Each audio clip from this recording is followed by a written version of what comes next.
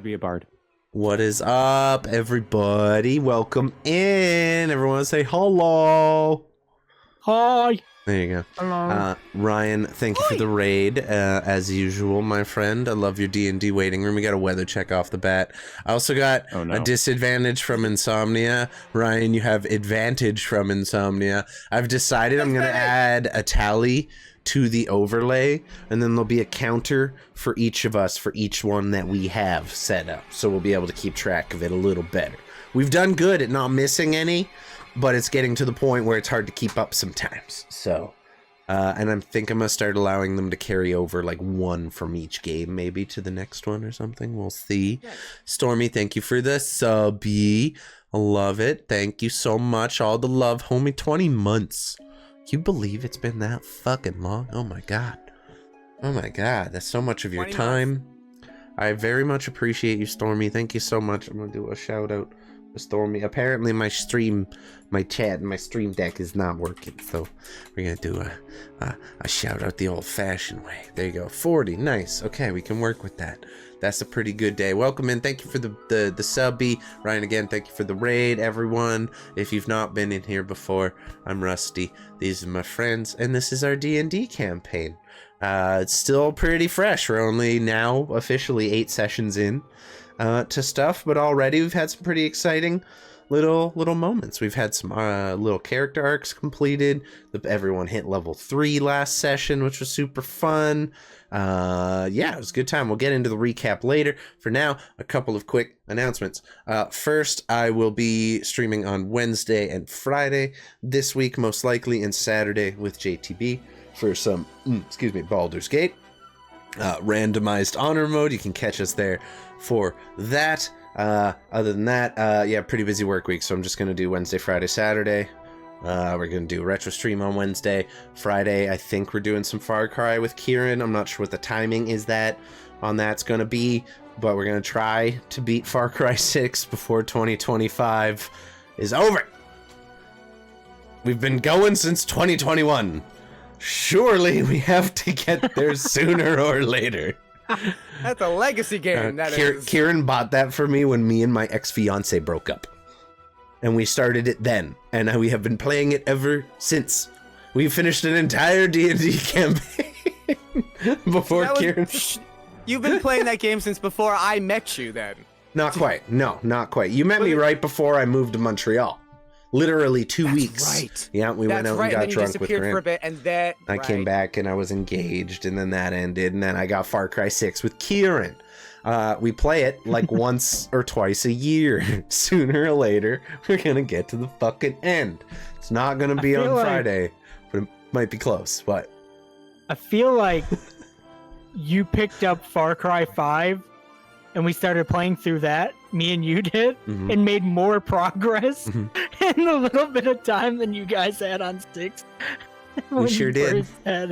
We sure did. You and I also have a not streamed Far Cry 5 game where we've finished most of it. Yeah, we have like one boss left to do, I think. And yeah, we have like the last little bit.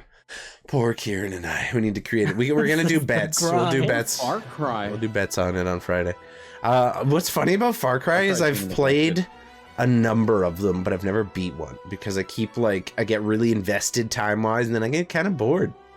I'm gonna be full honest. I get a little unmotivated to finish, but that's okay. That's okay. What happened with me in Dark Souls? Yeah, no shit. Fucking Dark Souls 2. Yeah, fucking bright idea, whoever that was. Jesus Christ. Oh my god. Can't believe they started you on the worst one. That's crazy. Yeah. Started him on Dark Souls 2. Talk about doing them dirty. Talking about doing them dirty. 3. Yeah, Tarkus at at least. Fight took 15 years off my life. Yeah. Fucking A. Tark was at least nice enough to start me on like DS Remastered. Like I feel like that was the best possible starting experience. I loved it. I still play that game. We must all start on Crab Souls. Honestly, DS3 would have been probably the best. I feel like I need to try DS3 because I did enjoy DS1. Just don't tell anybody that. On Wednesday, I think we're going to do some Star Wars stuff, maybe some pod racing, some Jedi Academy. We'll see. And then, yeah, Far Cry, like I said. Other than that, nothing new going on in here, but I am going to open up to the floor. Oh, I can talk. I'm going to open the floor to my wonderful homies, starting with Just JTB, our lovable ranger, Dusty Sharpclaw. You have a baby dragon. What's up? What's new? What do you got going on? Yeah, so I'm JTB. I play Dusty. Good old Southern talking ranger. I have a little baby dragon now. It's pretty neat. Otherwise, I just kind of hang out with the homies on Twitch till I can eventually stream again. That's really it. Shout out hanging with the homies on Twitch until you can stream again. Ryan, Vite Carl, our druid. What about you? What do you got going on at the little purple house on the hill? Lots of random things, streaming every night mostly. And I've got a makeup in Minecraft happening. We're doing hardcore wows on Sunday with Connor. I've got a Ramathon coming soon. I'm going to do a long stream and raise some money for some Ram. Fucking finally. I'm so excited for the Ryan Ramathon, but it has nothing to do with your Twitch stream. I'm just telling you that now. This is what's going to get me TOS right out of here. Toss him out. Toss him out. Oh, no. We lost one. We lost one of our players, everybody. Love that. Sure, let's get Ryan some RAM. It's not that expensive. We can do it. We can do that shit in like a day. No Let's sweat. ram Ryan. I mean, let's ram Ryan. Let's ram Ryan. Let's ram Ryan. Let's ram Ryan one more fucking time, man. Hey, oh. Oh no, we're unhinged already. Okay. All right, moving on. Chris, what about you? What do you got going on, Hammy? I got Kitty. The reveal. Baby. What with him? Chowder's like out on the couch right now. Like one leg is like stretched out like this. We're still slowly integrating the cats. It's a process, but we're getting there. Yeah, Stuart is kind of a dick sometimes. I think it's when he gets overstimulated. I think that's it. He just gets a little too excited and gets a little rough, but we're working through it. When I let him out, I play with both of them. I literally had a stick in each hand with a ball on the end, and I had each of them playing for about an hour. Just ignoring each other, playing with me. It worked out great. So, you know, it's all harmony and love in the house of Karust. It's pretty good over here. Other than that, I think we're all good on announcements, and it's time.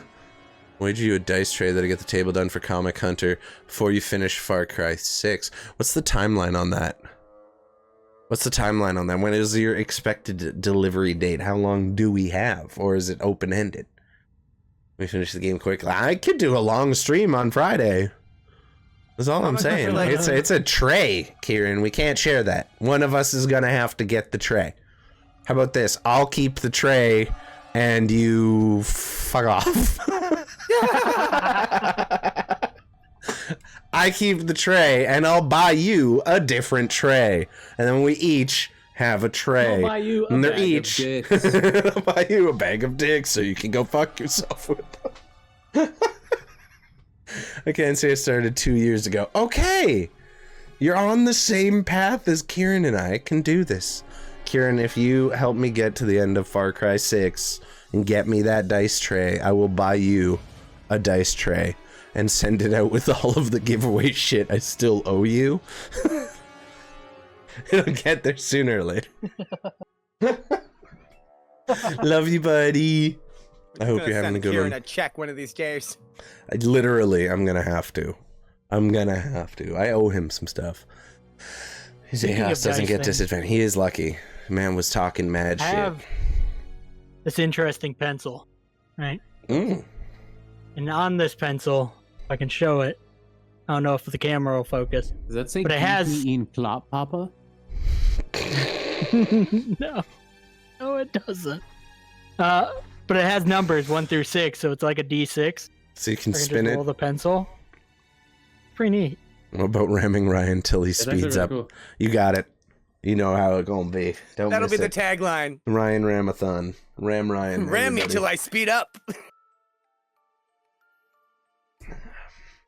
It's gonna get pretty. Then we must ram. Pretty homoerotic over here on Twitch. It's gonna be Gonna be a vibe. But with that being said, and all of the jokes having been told, I believe it is time to get into the games for this evening.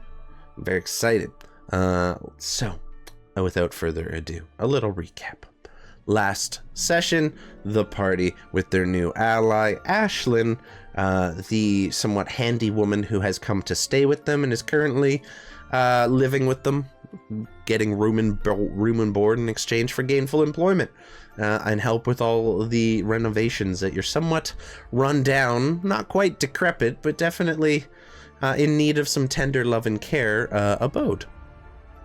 Together, you all helped fix the roof over the period of about 3 weeks, maybe 4, in which the party got to enjoy some downtime and work on some projects of their own as well. Dusty, you spent most of your time out in the wilderness, familiarizing yourself with the area, laying traps, hunting, increasing the food stores at your residence, so you would have enough supplies to last you a little bit of time should another hurricane roll in off of Rook's Bay. Should someone in chat roll a hurricane again. Vite Carl, you chose to also wander the forests, trying to get in touch with this very strange and alien natural world that you now find yourself in, starkly different to that which you found yourself spending most of your time back on the continent of Festerwood. Unfortunately, stumbling into a particularly nasty fox and or bear trap that was left by our lovable ranger, which you then took the time to completely destroy, much to the dismay of Dusty Sharpclaw. And last but not least, Xechas, you put some time in on your various projects, a special suit of armor that is specific to your class, something you have been working on for quite some time. You also put the finishing touches with the help of your party, mostly from Dusty, while Vite Carl kind of got in the way underfoot a little bit, but provided encouragement in whatever way he could. Completed a project that once claimed your very life, bringing power and security to your residence, your home, now freshly lit with Arkstone lanterns. Kayla with the gift subbies. You didn't have to do that, babe. I appreciate you. Thank you. You don't have to do that. You literally bought me lunch. No. You bought me breakfast. You don't need to give me all the subbies, but I love you. Thank you so much. You're the sweetest. What about second breakfast? Seal of Vileblood, Sylvie, Abraham Lincoln, Boggin, and Lorraine. All got subbies. Thank you for gifting the homies. We appreciate you, babe. Thank you so much. Where was I? You all completed your projects and brought power to your home. Choosing to spend the evening celebrating with each other and discussing your future plans. In the process, Dusty, this large kind of semi-ovular football-shaped semi-sized stone that you've been carrying with you cracked open, revealing a small purple amethyst dragon inside, which you chose to name Violet. A very kind and lovable little creature with a bit. Golden Kappa train, by the way. Oh, whoa! Yeah, girl. What? We got Golden Kappa train? That doesn't happen. We're Golden Kappa. If you participate in the train, you get a special little Golden Kappa face emote to use for like a week on Twitch for a limited time. Super exciting. Super duper cool. I needs that. Thank you for the biddies. The Golden Kappa. That's crazy. 24 hours, sadly. Okay, you get 24 hours of a brilliant golden face emote. Thank you, Kayla and Soph. I appreciate you. You guys are the best. I love y'all. Golden Kappa hype train. Let's go. It's weird having no sound alerts for hype trains and shit. Like, usually there's a bunch of crazy stuff going on. It's a whole thing.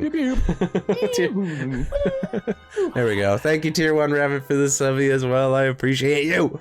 Let's go. We're getting the D&D stream rolling in style, people. Thank you for, helping keep the internet bills going and everything. You guys are so very much appreciated. That shit is not cheap, and every cent goes towards paying it off. So thank you guys so very much. We could not do this without all of you. Canada pays the highest telecommunications bills in the developed world. Based on what I know about how my friends in America have to deal with internet problems on the constant, I feel like we actually got the better end of the deal at this point. I'm not gonna lie. What a bunch of absolute G's you are, though. I appreciate you guys. Yes, small football-shaped rock cracked open, revealing a little baby amethyst dragon within which Dusty chose to name Violet. She seemed quite attached to you. It's my child. Right from it's my baby. Right from the get-go, this small semi-gem-like dragon with these kind of amethyst spines just starting to protrude from her back ever so slightly, and these small folded wings that haven't even begun to develop yet. Thank you, Stuart, for cleaning yourself where everyone can see you. I appreciate that. Thank you so much. I appreciate it. Thanks, buddy. Yeah. Okay. 20 people are currently looking at your balls. Yeah. You don't care at all. Yeah. She doesn't give a shit. This cat has more views on YouTube than we do. I just want y'all to know that. And only pause. And only pause. Oh no, shout out Tier 1 Rabbit. Thank you, Aves. I appreciate it. Y'all popping on here. We got a golden Kappa hype train. That was awesome.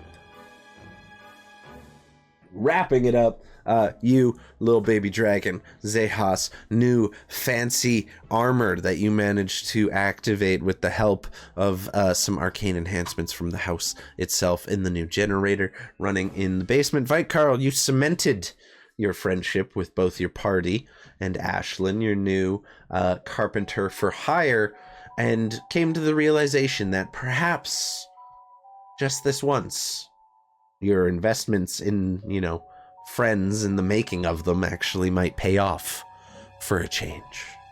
Thank you, Bobo, for the on-screen celebration. Let's go. Y'all the best. Truly. And with that, we will pick up where we left off. I don't believe you all laid down for a long rest. I think we were planning some goblin killing, if I'm not mistaken. But if you want, I do believe you guys are going to party the rest of the night through and then kick up a rest. So if you want, we can just pick up the following morning after you guys have had time to rest yourself. If there's anything you do before the evening's rest comes, if there's anything you'd like to go over, let me know. But other than that, we can just jump right ahead to the next morning. I believe I passed out. Okay, passed out cuddling with your little violet dragon, Xechas, in your lab with your tools, resting as you do, and Vitekarl, of course, comfortably asleep in your fur jacket under the nice warm blankets of the nicer of the two guest rooms here at the Mordaras estate. In the following morning, you're awoken as just a faint little beam of sunlight just begins creeping through the slats in the windows, letting you know that morning has finally come. And as you kind of step out into the main foyer, you find that Ashlyn has removed a number of the panels covering the windows in here, allowing actual sunlight in for a change. And it's kind of illuminated this nice hall. There's still speckles of dust just kind of ever constantly hanging in the air here. It could still use a pretty thorough cleaning, especially after all the recent construction. But as usual, breakfast is waiting for you, and as you look out the window, you see a just light snowfall, ever so just slightly falling down from the sky, very gently, kind of just drifting on these currents of wind that occasionally gust through, but a fairly standard winter day that you would have come to expect out. The weather outside is cool, but not unbearable. It is a comfortable winter day. We got Speak, Friend, and Enter. Inspiration for Vitekarl. There you go, buddy. Ryan's getting all the loves today. As the breakfast is served to you all, what do you want to do? What does your morning look like? I feel like I need to make some kind of check to remember anything from last night's conversation. I do believe you were drinking quite heavily, yes. If I'm not mistaken. Be a wisdom? Yeah, I'd say wisdom. Roll me just a straight wisdom check. Straight wisdom. Yeah. Nope. You don't remember much. You wake up and Violet, your small dragon pet, is right there next to you. Oh, damn. What the hell happened? Alright. Something smells decent at least, so I suppose. Let's start the day, little one. He's gonna get up and start heading out. Violet kind of gets up and like gets to the edge of the bed and gives like a big arches her back stretch. And kind of like almost slithers down onto the floor next to you and is kind of right at your feet as you make your way to the door out into the open foyer. And like I said, the slats have been taken off the windows, giving you a nice view of the kind of calm, cool winter day outside. Xechas and Vikar, what about you guys? As you come out, you see Xechas at the table, starting to go through and organize all the books, at least the ones that survived the storm. And performing mending on ones that are repairable. Okay. Easily starting done. to deal with that. Okay. No checks required for that, as like the food is being served out on the table. You're more focused on kind of just organizing the books. I will say just roll me a simple intelligence check to try to like just collect whatever missing pages and connect them into whatever spots they need to be in the books they were either torn or damaged from, just to repair them. Easily done. Yeah, no. Fucking mending. I love it. Quinn, thank you for the sub. We appreciate you. Shelf somewhere that I can, an empty bookshelf that I can take and move into the workshop. Should be over here. Yes, I need to update the winter map, but yes, there are bookshelves on both of the walls here, right under the lanterns, that are kind of built right into the structure of the house. And you can tell most of them are missing books, and you gather that is where the bulk of this pile likely came from. And I'd say it takes you about an hour or so, but before long you manage to figure out where most of them are able to go and reorganize them the way they're meant to be. Dusty, you have advantage. As I'm putting the stuff away, in addition to just kind of organizing it, I'm going to keep an active eye out for anything that could pertain to our investigation. Roll me a investigation check, please. As you're kind of going through the pages, repairing them, you're looking over different things. 20. You don't find, any further documents pertaining to his death or any of the inventions or anything. You do see a number of them are like historical books about the region and the area and what used to maybe have existed here. You find one historical document documenting what is known as the first wave of settlement, which just after a light perusal, kind of you gather is about the first people who tried to sail here and inhabit this island the first time, and unfortunately most of, if not all of whom, met a very grisly end at the hands of the same mists that currently plague this second wave of settlement that has only begun in the last 100 years or so. Sorry, I'm back. As a gifted, Luna puked on my She did not approve of your excess spending, Kayla. Luna does not approve. Or she got so excited. I'm so sorry. I'll stop looking for things regarding I'm so sorry. Regarding Salt, and I'll start focusing on the history of Vorosia, because that's one of Xechas's big old interests, is history. And now that he's here, he wants to. Now he has his brother. I'm just going to learn about where he is. You find 3 books that stand out to you as particularly important. They're too large and too thick for you to possibly read in one sitting, so this will probably take a number of days of research, of dedicated study to get through all of these. The first one, detailing the first settlement of Vorosia, the one you had kind of already begun to peruse, written by a number of authors, kind of like a collected works of travelers from Felorun who claimed to have traveled here and heard the stories. Whether or not they are all true remains to be seen. How many else am I supposed to show effects? Fair, too large, too thick, no such thing.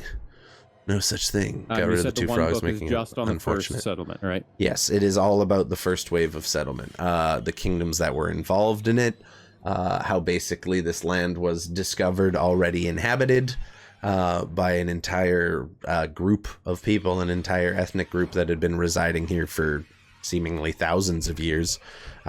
You do notice several times it being mentioned that these groups had an entirely different pantheon of gods than you did, and chose to worship ancient dragons made of gemstones, which stands out as particularly interesting to you. As he comes across that, he takes a glance over just to... And you see Violet. Take a closer look at... You see Violet, this tiny little amethyst gem dragon that has just hatched to Dusty Sharpclaw, his new child, as he calls it, kind of curled up on the table in a ball, contentedly eating some pieces of meat that she has just... I just think, oh, fascinating. I must tell him about this later, and I'm gonna just find a piece of scrap paper and put a little mark specifically in there. Right, dragon on it. Dragon, easily done. No problem. So that is mentioned several times. It mostly doesn't cover a lot about their culture, just about the interactions with them and these references to different temples pertaining to different historical dragons. No names or anything included like that. The second book is called The Lands and History of the Drokan, which, as you open it, is detailing a map of the southernmost portion of this continent, which is an entirely kind of seemingly separate area, almost an island connected by a thin land bridge. And it seems that after the first fall, or the first wave of settlement was wiped out, most of the remaining inhabitants who were native to this land retreated there and continued to build their society to some level of success. And it is mentioned that they still exist and prosper to this day, but they refuse to do any level of trading with the TTC. So not... Can you spell Drokan for me? DRO_KHAN. And basically, you just from the brief perusal of that book understand that it was a number of different tribes and faiths and groups kind of all centered around this, that in the wake of this seemingly great disaster, united together and retreated to this last bit of land that they could make safe. So it is very much a kind of a mishmash of different cultural elements that have come together there.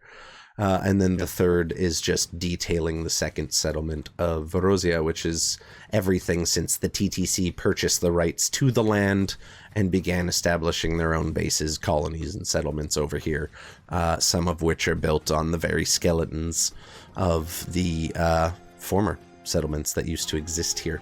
Fort Mismere not being one of them. Interesting. Okay. We do have a god for it. Not quite, but close. Yep. Very good. You find those. Yeah, I'm gonna go. Once we get to it, I'm definitely gonna bring this stuff to Dusty's attention. Sounds good. I will make all of the entries for that shit available to you on Scabbard as well, so you can read that in your own time as well. Yeah. And familiarize yourself with all the lore you will find in those books. So I'll do that after the stream today. Let me... Specifically with the stuff about the Drokan, I'm gonna do more notes specifically where it mentions dragons. Okay. Just because that's super relevant right now. Seems very, very relevant. Okay, what are we talking about in chat, guys? God damn. I feel like that would probably... The Grammy outfits. Well, the Grammy outfits were wild. All right, fair enough. We'll not go down that road. I didn't expect to see... She did, yes. So, that is how you spend your morning. Do you continue organizing the books, or do you kind of get halfway through that project and get sidetracked by the history research? That. Okay. That, definitely that. So, Vite Carl, as you kind of come out of your room, the last of your party, to awaken fairly common for you at this point.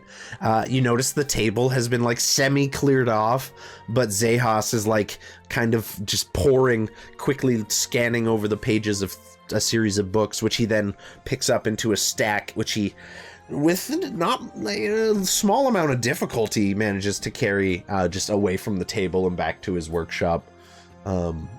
Whether or not he takes notice of you is up to him, Xechas, but seems pretty focused on his new side project. It looks like we're all getting to work. Yes, I found some rather interesting books that belong to Soul. To be fair, you think all books are interesting, though, don't you? Don't you? Well, I mean, yes. But this I is thought so. That's what I like about you. I found a lot of information about dragons. About what now? About... He points to Violet. About the species your new little friend belongs to. You see Violet kind of perk up as you begin kind of gesturing to her. She's like... Huh. Looks back to her piece of raw meat that has been placed on the table and takes another chunk out of it. Hopefully it's mostly good shit. Well, I haven't given it a full read through, but I'll be sure to let you know anything that's useful. Sounds like a plan. I mean, any information about the little beast, the little cutie, any information I'm sure will be helpful. I want to know how big it'll get and how fast. That's what they said? That's right! Exactly! Aha! At that point, Ashlyn comes out of the kitchen and puts a pitcher of fresh water with some chunks of ice that looks like she's just straight up carved from somewhere outside and just put it down in front of you. Nice pitcher of ice water. So, what's the plan for you lads today?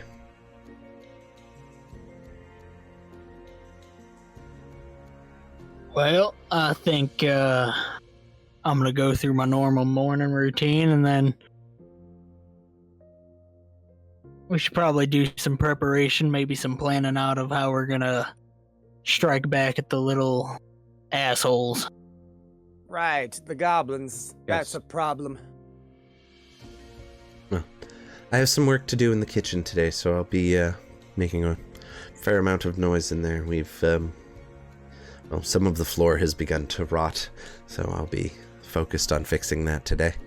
It's just old lumber, to be expected. Is there anything you need to complete that? No, I think I can make do with the leftover materials we have from the roof, so mostly just need to change out a couple planks. Won't be too long. Just be kind of noisy. We're used to noise around here. Have you met us?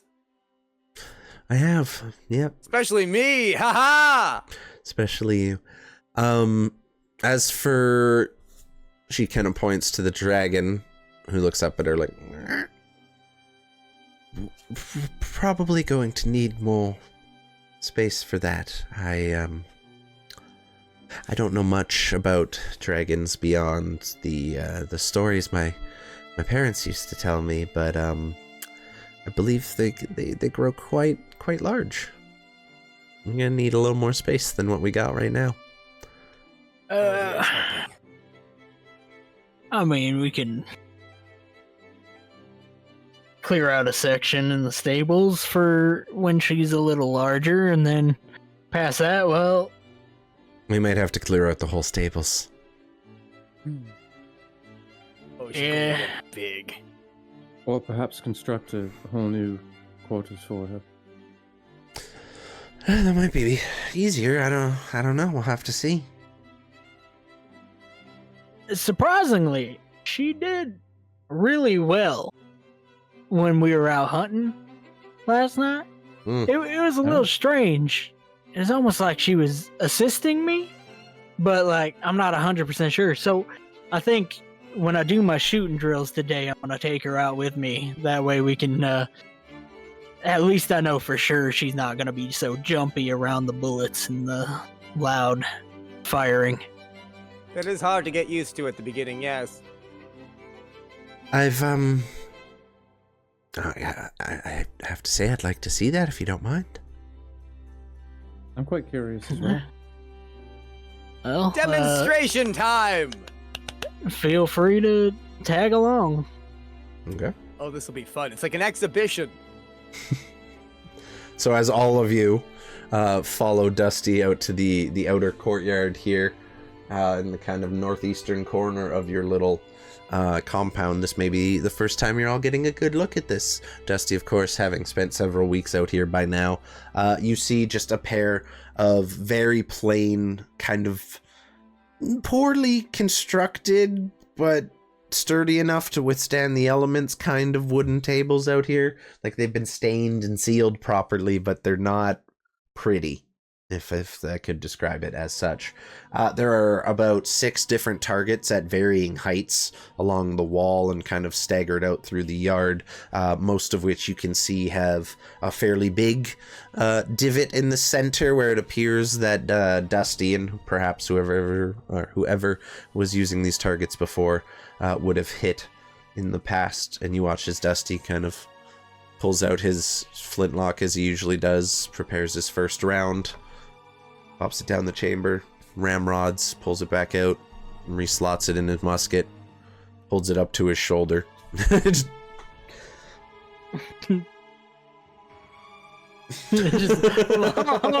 He's taking his time. It's not nearly as fast as when he's actually fighting. When he's fighting, he's like much quicker about it. He's like, so, this weather we're having, it's pretty crazy. Kind of shit. Stained and sealed, but not very pretty. Self-description there, Rusty. Oof. I mean, it takes one to know one, apparently. It takes one to know one. I'm stained and steeled. And you watch. 911, I'd like to report a murder. You watch as Dusty raises his musket to his shoulder, and as he does so, Violet, who until previously was kind of hanging out by his feet, climbs up onto the shoulder that's kind of has the butt of the gun against it. And JT, what does that look like as you fire your shot? So he aims at the target, and as he's aiming in, because it doesn't have sights, he's just lining down the barrel basically. Mm-hmm. But it's almost like she also leans down, like next, almost like they're both using the opposite eye, so she'd be using the other one. And he's like, they're just head to head on this thing. And when he fires, the bullet comes out and there's like a purple flash as it just boosts even faster towards the target. So you watch as Dusty fires his shot. There's a brief, very faint kind of flash from the kind of pointy amethyst spines that have just begun to protrude from Violet's back. And as the initial crack of the shot kind of echoes out, there's almost this secondary like woof sound, and you see the round just basically disappear from the nozzle of the gun in a flash, and you watch as one of the targets further down the range just explodes in the center like a big poof of straw, and whatever was bundled up in there just comes exploding out around it, and the crater that is left in the middle of the target is much more than you have ever seen Dusty do with his weapon before. Holy hells! Well, Most impressive. Probably can't be doing that a whole lot with these targets. Why not? That was cool. Hole in it. It's not quite like you can't see through it, but there's like a chunk about yay big just missing from the bullseye. If you'd like, I could gather up a bunch of scrap and forge you some iron targets. Might be a bit more durable. Yeah, we can do that. We'll probably have to angle those ones. Don't want too much splashback. I'll make it out of the softest iron I can find, and I won't make it very hard either. Like Carl's just like up at the target, just like, you put a hole in the son of a bitch. Damn. Well, I mean, Rather that's kind of what they do. Like a smoking. You are a natural disaster, sir. I'm damn. As you kind of lower your musket. I don't know how to take that. As you lower your musket back into the just kind of like at ease position with it, kind of casually just holding it. Violet, you feel just kind of slither around your back and around your left leg and back onto the ground, and just kind of looking up at you like. Mwah. Good job, little one. Indeed. Very Kinda good job. It was Violet? Indeed. You swear as you say it was Violet. The dragon looks at you and kind of just nods ever so briefly. Oh, well, that's queer. Interesting. That's all right. For all of last night, I could not, for the life of me, understand what was going on. It was like a weird dream, but ever since I woke up, I've had a word in my head, and I don't quite know where it came from, because it's not something that I would ever have said before. However, I understand its meaning. And in Draconic, he says hunt. Mm-hmm. Because he now knows how to fucking speak dragon. Mm-hmm. Hey! Yeah, you all watch as Dusty speaks a language you have never in your life heard him speak before, or even reference being able to speak. And as he does, Violet darts off from his leg and kind of disappears into some of the brambles that have grown along the side of the house and disappear, kind of like they're still dead in the winter, but they're thick enough you just see flashes of purple moving through it. In a few seconds, she just emerges with a small rat in her mouth, the tail just kind of hanging limply out the side. And brings it back over and just starts eating it at your feet. Shut up! Really? Cool! So okay. I think I understand what the meaning of what I said was, but I don't know where it came from, if that makes sense.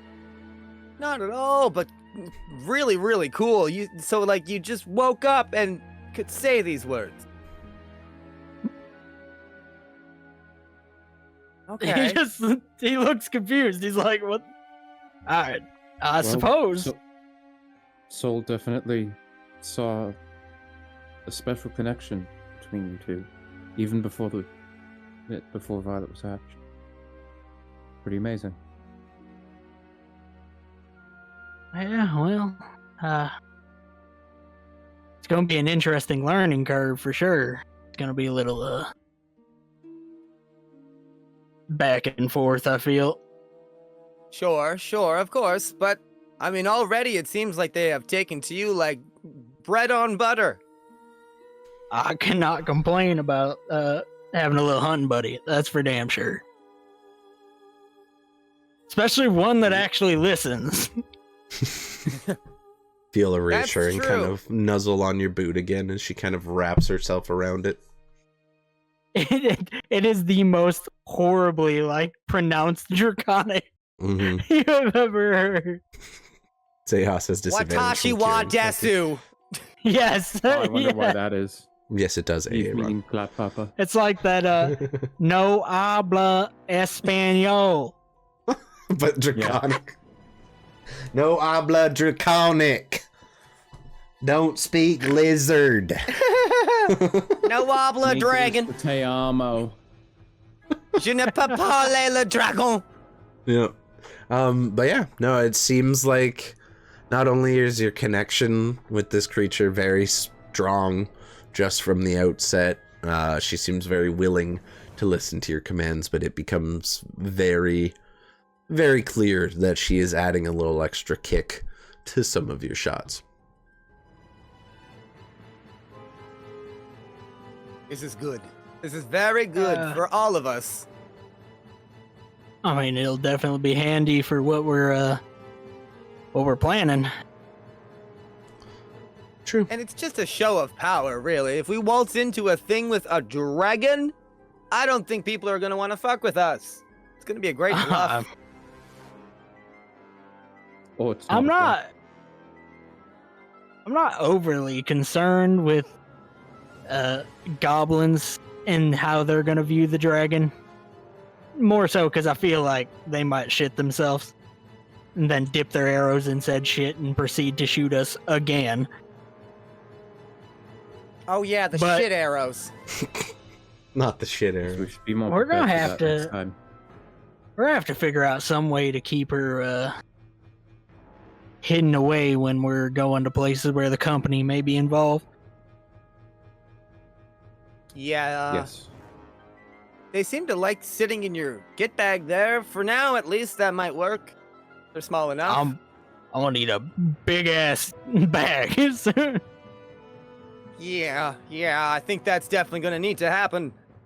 Oh, jeez. well, They from get my too big for the understanding- bag. From my understanding, dragons are not necessarily new to this land. Oh, But of just a little bit of information I was reading in one of those books. We'll have to peruse it more later, but there seems to be a whole culture down on the south end of the continent that essentially worships them, and I don't know if they still exist down there, but it seems rather interesting. worships them, you say? You hear that, little one? You're basically a god. You know what people do to gods? They pay tithes. What? He got real concerned for a second. He was like, "Oh, all right. Well, The Church of Violet, just saying. As Violet kind of tilts her head back and like you see the tail of the rat just slip through her teeth, and she kind of just cocks her neck to either side, pushing the rat down into her stomach. She coils herself back up and nuzzles her way under the flap of your bag and back into your rucksack, and you hear again a very contented purring sound coming from within your bag. What's up, D-Gamer Aries? With the raid, I appreciate you. Just popping off this morning. Let's go. Cool Cameron, welcome in as well. Aries, thank you for coming by. For those of you who don't know me, I am Rusty. These are my friends. We're playing D&D. What's that raid message say in chat? Got the Rusty Crusties in our eye. Oh, not the Rusty Crusties. Oh, anything but that. Not the Rusty Crusties. I love that. Rusty's I love busty that. crustacean. Not the Rusty's busty crustaceans will never be a thing. It was killed in the zombie plague, JT. I'm sorry to tell you. It's now Rusty's decrepit crustaceans. Decreptions. Thank you for the shout-outs there, Kieran. I appreciate you handling that. What were you playing today, Ari? Subnautica. Ooh, spooky. Spooky. Not afraid of the I hate ocean that game. or swimming that or game. anything like that, but that game scared me. That game I scared was me. playing WoW today, and we were in deep ocean, and it was a giant shark, and I swear to God, I almost peed. Okay. We need a Ryan on Subnautica stream like yesterday. Not a chance! That shit needs to It happen. would take thousands of God. dollars. I'd pay for RAM 6 times over. Oh god, I would love that. I would do it. Crowd Same. control. We did Power I World could till it never crashed 4 fucking times. play that shit. Ooh, love some Power World. How do you crowd control Power World? I'm curious about that. Yeah, right? Everyone spawns all the sheep things at you. My favorite thing about that game was taking the sheeps and rolling them down the hills.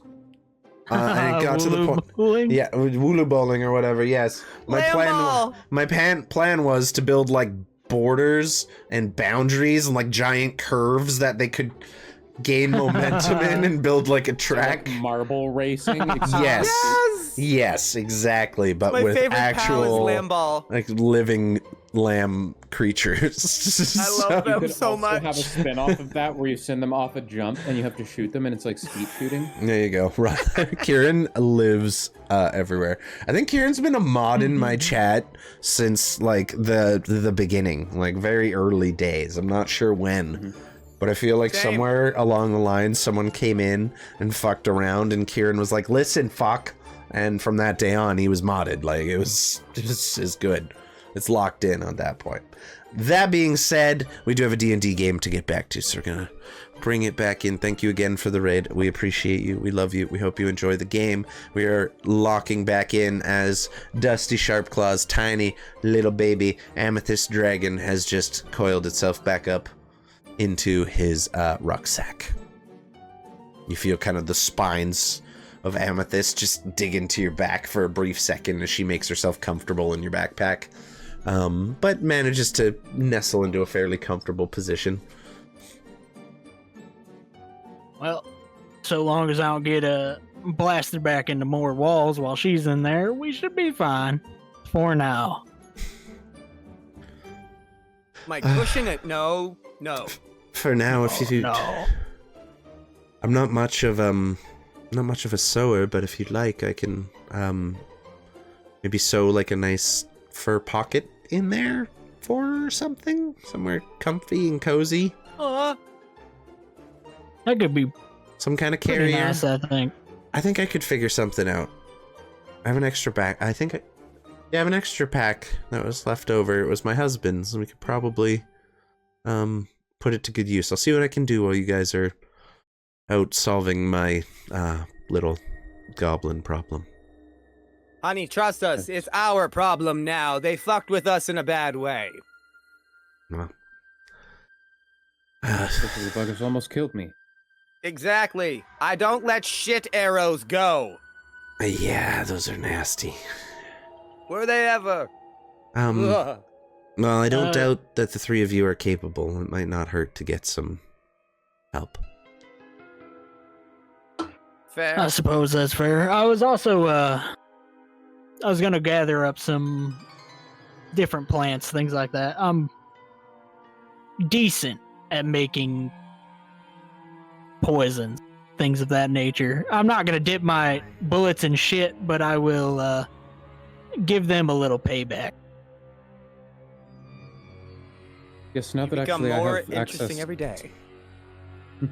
Now that I have access to the workshop again, I can start creating perhaps some tinctures that would be useful for your weapon as well. So, yeah, while you're gone, is there anything you need fixed up in the shop, or is everything still in mostly working order in there? DM, is everything mostly in working order in there? You tell me. It's your shop. Well, if it wasn't, I would have fixed it in the first... Well, before anything else, I would have made sure that it was good with mending and stuff, so... There you go. No, I took care of any minor repairs, but it was in quite good shape. I figured you had. I'll try to get things tidied up while you're away. The dust is getting a little extreme. Oh, don't worry about the books. I'll finish that in the morning. Not that Yeah. extreme. Very funny. On that, pillar of comedic, I don't even know, pillar of comedic value, we'll call it. I'm gonna go in and get started on my work for the day. Good luck. Be safe. There's still some food left over if you guys are still hungry. See ya. And she turns, kind of takes a moment, pauses for a brief second as she passes by the kind of dead tree within your property here, next to which her husband has been buried. Kind of takes a second to pause next to it, and just, takes that moment to herself, and then kind of continues around the front of the house and makes her way inside. What is your guys' plan? What is your way forward look like? You tell me. It's very open-ended at this point. We have a very, very open campaign right now. Thank you, Kieran. I appreciate you, buddy. Perhaps we could... I had two thoughts. Perhaps we could do a bit of scouting just to see if we could perhaps find their camp. And then maybe go into town to the tavern or something like that and find someone who's really tough. Ask them if they want to come help us, perhaps. That's not a bad idea. Sounds like a plan to me. I was laughing at Stuart fucking putting his face right in the lamp. It was so fucking funny. He looked like a fucking deific being just staring into the light. He is that. I got a little energy drink on myself. There we go. Okay. Just right up and close, like. Love that. So, Wow. what a sweet little man. So, what is the starting plan? What does your first steps look like? We have scouting and going into town. Well, Probably running into town, I would say, would be a quicker first step. Well, not quicker, but safer first step. right. If we're Don't talking really about need the help to scouting, do I mean, scouting, though. I can turn into forest creatures. That might be a good way to take a look, See what we're dealing with. Yes. How many? True. I'm also rather light on my feet, so. Also, my armor has come with the added benefit of a bit of a boost to my stealth. It has built-in dampening for when I'm walking. Oh, babe. Hell yes. And for the first time since he's left his workshop this morning, you see Xechas completely decked out in all of his splendor. I believe you guys got a glimpse of it last session, but now you're seeing it in the I daylight. fully demonstrated it. No, true. Seeing it in the daylight, the craftsmanship is particularly impressive. Vikar's spending a lot of time looking at it, but trying to restrain himself. I don't want my friends to think I only care about their stuff. It's mostly the jacket, but like it's been like restudded and it's nice and cleaned up, and it has a bit extra plating, and you can tell the arcane imbuement is kind of prevalent on it now. Yeah, you can kind of see these like seams. And it's so cute though. You're just trying to close the door. Like, I pushed it, door closed for you. I help you. Look at me. Well, you're looking rather spiffy now, ain't you? Thanks. It's part of how my armor works. It's a wild little gadget you got, being able to quiet footsteps. It's hopefully going to prove rather useful. You reckon? Oh, I'm sure it will. If I'm already light on my feet, right, cat foot, would it quiet even further? Well, it would. The only problem is that I would probably have to remove some of your internal organs in order for it to work properly. I'm all right. You know what? I'll skip the armor and just stick to my Sign gun. me up! No, never mind. Oh, man. I'm okay with selling I along, appreciate but I it, don't know Cameron, about just thank you. losing it. If you Well, remove perhaps we some go- of Vikar's organs, does he keep the metal organs when he transforms? What Well, a fair question. The only other problem is, the revival from being dead. We've all died before, I'm sure. At least I know I have. Aha! Where's that drunkard cleric when you need him? He was great. I loved him. He hit me so hard in the face. Stop it. Wait, what? He Yeah. did what? It was awesome. He needed to knock me out for something. I don't even remember what, because, boom. But yeah, Oh, yes, he did. It was definitely necessary to help cure you of that nasty plague that you had from the rats. I feel better. Can't fight a doctor's orders when the doctor orders me to get punched in the face. You don't fight that. I'll keep that in mind if you get rabies again. Just bow right in the kisser. Works every time. I don't even know what else he did. I think he just punched me. All right, well, I Alright, think perhaps we should go scout and then plan who we need to ask for help accordingly off of that. We could. While we're out there, I'll look for various herbs, things like that I could use to make their days a little worse. Yes. And I guess if we definitely, have to, I'll dip my bullets in shit. I can conjure up something a fair bit more potent than that. Fun. Okay. So you all begin making the preparations you need to make to leave, packing your bag, making sure you have all of your travel stuff. You don't know how long you might be scouting, so packing all your tents and winter gear. So I'd say in about the next 20-30 minutes or so max, you are packed and ready to set forth on whatever journey lies ahead. It's not a long trip down to Fort Mistmere from here, but if you're detouring into the Festerwood Forest, it may take a little longer. So, what's the plan?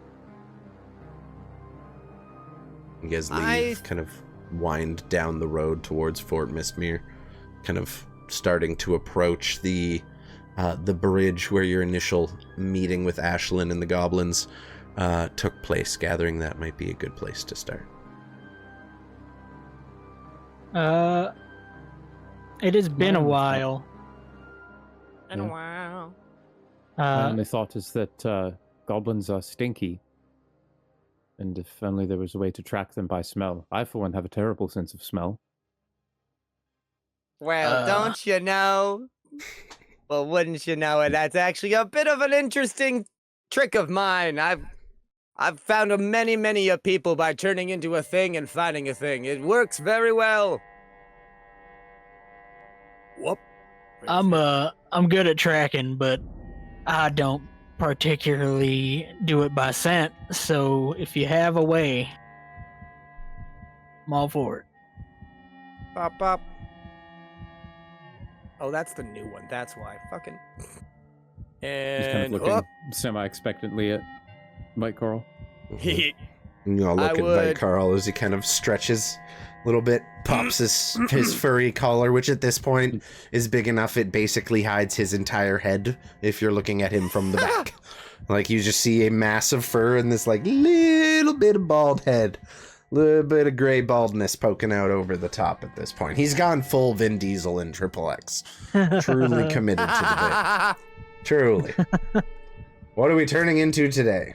Hop.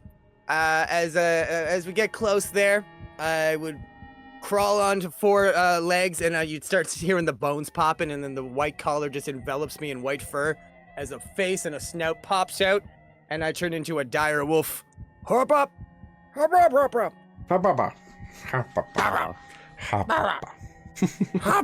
up! You all watch as Vikarl, like he said, just goes down on all fours as his bones and joints just start popping and cracking as he and eventually before you stands a full very ashy gray, almost white furred dire wolf just standing on all fours proudly before you. D&D's good. We're tracking some goblins. It's fun times. So what are we doing? In wolf form, you looking for a scent? Yeah, I'm going to go first to where it looks like there would be any kind of goblin blood. I'd like to go like if they got slashed, if they got hit, if it didn't wash away. I'm looking for goblin biomass first. Fair. You do know it's been a few weeks and it has snowed and rained a couple times. Like a month. Since those events, 3 weeks. Your downtime was about 3.5 weeks, I think. But you do have advantage, so go ahead and roll me a perception check for your wolf with advantage, because it is completely smell based. And is the goblin bush still there? That is true. What's inspiration? Is that D6? It's you got an inspiration. No, it's a D10. We do D10. a D10. Let's go. Yeah. I'm gonna add that to that one there. Go for it. Thank God. Nice. Okay. 18. Okay, so 18. You kind of start looking around, finding whatever places you can. You go to where you know one goblin was killed in the middle of the road and take a sniff, kind of get an idea for what you're looking for there. You go to where you find the desiccated corpse of a goblin that has been feasted upon by scavengers for the last 4 weeks, with this kind of mass of thorny bushes just growing out of his chest cavity and holding him in place. There's not much left, and most of the meat left on his bones had started to rot until the winter freeze came in. So he's somewhat preserved in this like semi-decayed but not quite decayed state at this point. These kind of like half terrified look still left on whatever bits of his face haven't been eaten by birds and predators at this point. It's a pretty grisly sight. Like, you kind of see Vikarl sit down next to him, kind of, and then he goes with one paw to close his little goblin eyes, but just slashes them by accident. Yeah, there's only one eyelid left on this little guy, and you tear that one right off. It's just like stuck on your claw. Are there many eyes? No. There's one eye. Roll me a dexterity Like save. we found Okay, out you since. just eat it. Never mind. Never mind. Yeah, you managed to find a pretty decent goblin scent. You even catch a glimpse with an 18. The head goblin who ran off into the woods. Yeah. You catch a slight scent from where he was wounded. There's just a little bit of a lingering scent of blood on the ground. Barely noticeable. Did a very good roll, so. And you gather that's enough to try to track them. Bow, bow, bow, bow, bow, bow. Start kind of half walking, half running towards there. I don't want to go faster than either one of them. Okay. You start making your way in towards the Festerwood Forest, whereas the first times you guys went in here... Yep, easily done, so advantage on stealth for you. Where the first time you guys made your way into the Festerwood, it was kind of coming to the end of fall. Some of the leaves had begun to change and fall. The pine trees, of course, staying resolute. So you have this kind of mismatch of dead trees off, like all the leaves have fallen off of, creating this carpet of kind of color on the ground that has then been partially covered with the snows that have kind of blown in over the last couple weeks, with these just occasional bits of green sticking out from the pine trees that have managed to survive the winter this far. There's a fairly reasonable level or amount of snow on the ground. Not too thick yet. The heaviest snowfalls have not even begun to arrive. So there's still areas where you can see leaves and grass kind of still poking out under some of the cover of the denser overhangs from the trees. And you follow Wolf Carl through the undergrowth in the forest, kind of weaving through these trails, making sure to avoid anywhere where Dusty might have set a trap in his previous days' huntings. And eventually you kind of come around a tree and you find just a scrap of clothing kind of hanging off this little gnarled branch off the low part of this tree that reeks of goblins still to this day, just hanging there. It's soaking wet from the snowfall and the precipitation and everything, but it's still very heavily scented like goblin. And from here you can kind of smell that the trail continues westward in. But at this point you know that going any further would mean you're probably going to be in here for the night.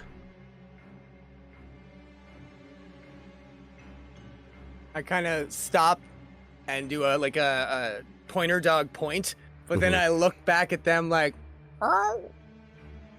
Dusty, you clock that too, being very familiar with the forest. You, even in the dim light of the kind of cloudy, snowy day, the sun that was at least shining for the most part has begun to kind of start to settle in the sky. And while you don't see any mists around you currently, apart from the usual kind of little bits of fog hanging in some low points between trees. But you know if you were to go any further, it would be well into nighttime before you could make it back to either your home or Fort Mistmere. So you guys have a bit of a decision to make. Well, if we keep going now, night's gonna fall before we can head home. That probably isn't good. These mists, nothing at night is good. Well, no judgment. What do you think we should do? Ow. What? He's gonna look back to Vicar. Huh? Bow bow. Right. I just point at you. I'm just sitting. And I'm just... Bow bow bow bow bow bow bow bow. Exactly. Thank you. While we have a general direction of where they're at now, given what we experienced last time, I do not think it's a great idea to press forward, though we haven't really scouted a whole lot. Yeah, you've traveled about probably an hour or so into the woods by this point. Do I think that now that we have like a proper direction, a bearing for it, that if we were to go deal with our business and then try the next day, would we make a better time than being stuck out in the... Yeah, if you set off quite early, being that you already know the way to this location, you might be a little better off with it. As far as you can tell, at least. But that being said, Yeah, you can roll me a nature check if you want, actually. Yeah. He will climb. Not bad. Not bad. He will climb. A 16's more than enough. You do know that the mists usually kind of have a bit of a precursor to them. You can kind of get the sense for when they might be arriving based on there already being a slight lingering fog that doesn't seem to dissipate quite as well, and you're not really seeing any major signs of that. You also know a lot of the time they're preluded by tremors in the ground from the volcano, potentially, and you're not seeing anything that suggests you guys might be in danger at this exact time. All right. I'll propose this to you guys, because, as always, I like to keep it straightforward. I'm not seeing a heavy fog, meaning that there's a good chance there's not really going to be a chance at what happened to us the other time. However, no guarantees. There's no tremors or anything from the volcano that I'm feeling currently. That lowers our odds a bit. Well, lowers the missed odds. We could press through, Right. at least scope it out, then go home, go to the town in the morning, and then we'd have a good idea. It would help us sneak around. It would be darker, albeit if they got fires or anything lit, that wouldn't matter much. True. I'm not very good at seeing at night, though.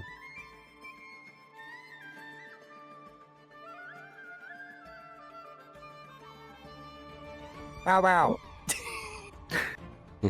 All right. He's just going to look back to Mike Girl. Oh, all right. And he's going to, like, hover, like, wave his hand over his neck Mm-hmm. and then his ear as he speaks something in Draconic again.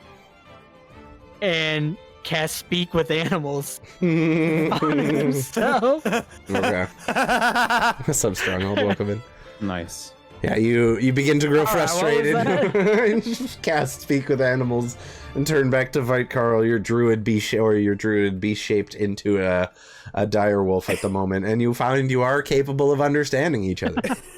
For just a moment, there's a switch of like, bravo, bravo, bravo, bravo, bravo, bravo, fucking do it. Let's fucking do it. Let's fucking do it. Let's fucking go. I want to see him. I want to look him in the eyes.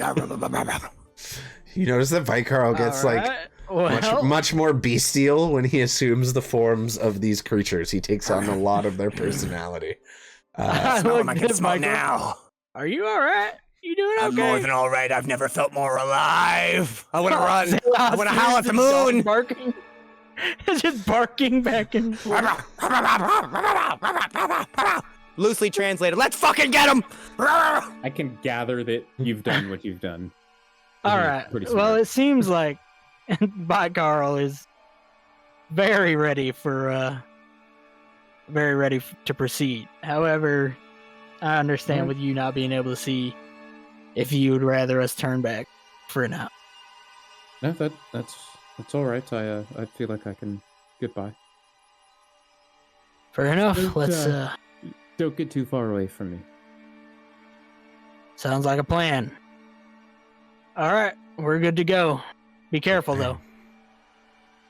Are you guys moving at normal pace? Are we stealthing? Are you trying to move fast pace? How's this looking? And who's taking the lead? I'm guessing Wolf Carl. I go ahead If and I needed, just. I can make myself a little bit faster through some arcane means if needed. All right, I will say I'm pretty good at moving in and out while in the woods here.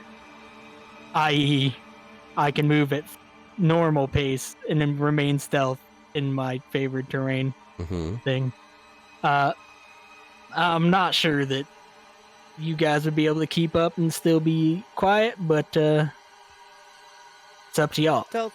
Stealth is half speed, right? Yes, you move at half speed. Yeah. Dusty you does kinda not, see, because this is his favorite terrain. I will say you as a wolf, also pretty accustomed to sneaking in the forest, so And my base speed is 50, so even half is 25. Yeah, I'd say you could probably move 30 feet. We'll just say 30 instead of half. You get a little extra. You see me kind of go down and just go, watch this. And you watch as Vite just starts slinking between trees, going left to right and kind of poking his head out and looking at you. Come on! He's kind of demonstrating how to stealth. Well, I'll cast Longstrider on myself in that case. Okay. Yes. Easily done. I need everyone to roll me stealth checks as well. Go. You cast Crystal Cast Meth. What does that look like as you cast the spell using your new arcane focus? Advantage. I have advantage, I think. Okay. Sorry, I believe so. Yes. Oh, thank fuck. Oh, Insomnia, thank you. Yeah, Dusty, you're in your favorite terrain, right? Yeah. I'd say you have advantage. Even if that's not part of the ranger rule set, I'll say you have advantage on stealth in your favorite terrain. Go. Yeah, I'm willing to allow that. I have disadvantage, There we so go. I have to use it on that roll. So take the 7 and add the 2. So I only got 9. Oh. However, it does manifest as kind of like the long starter. So I have my armor. It has this faint green shimmer. Without the Tinkerer's tools this time, essentially just kind of shift the coat a little bit, and there's a green shimmer, and then kind of at my feet you can see there's a little bit of sparkle action every time I move. And you notice the threads on the jacket are kind of just pulsing ever so faintly with this kind of arcane greenish glow.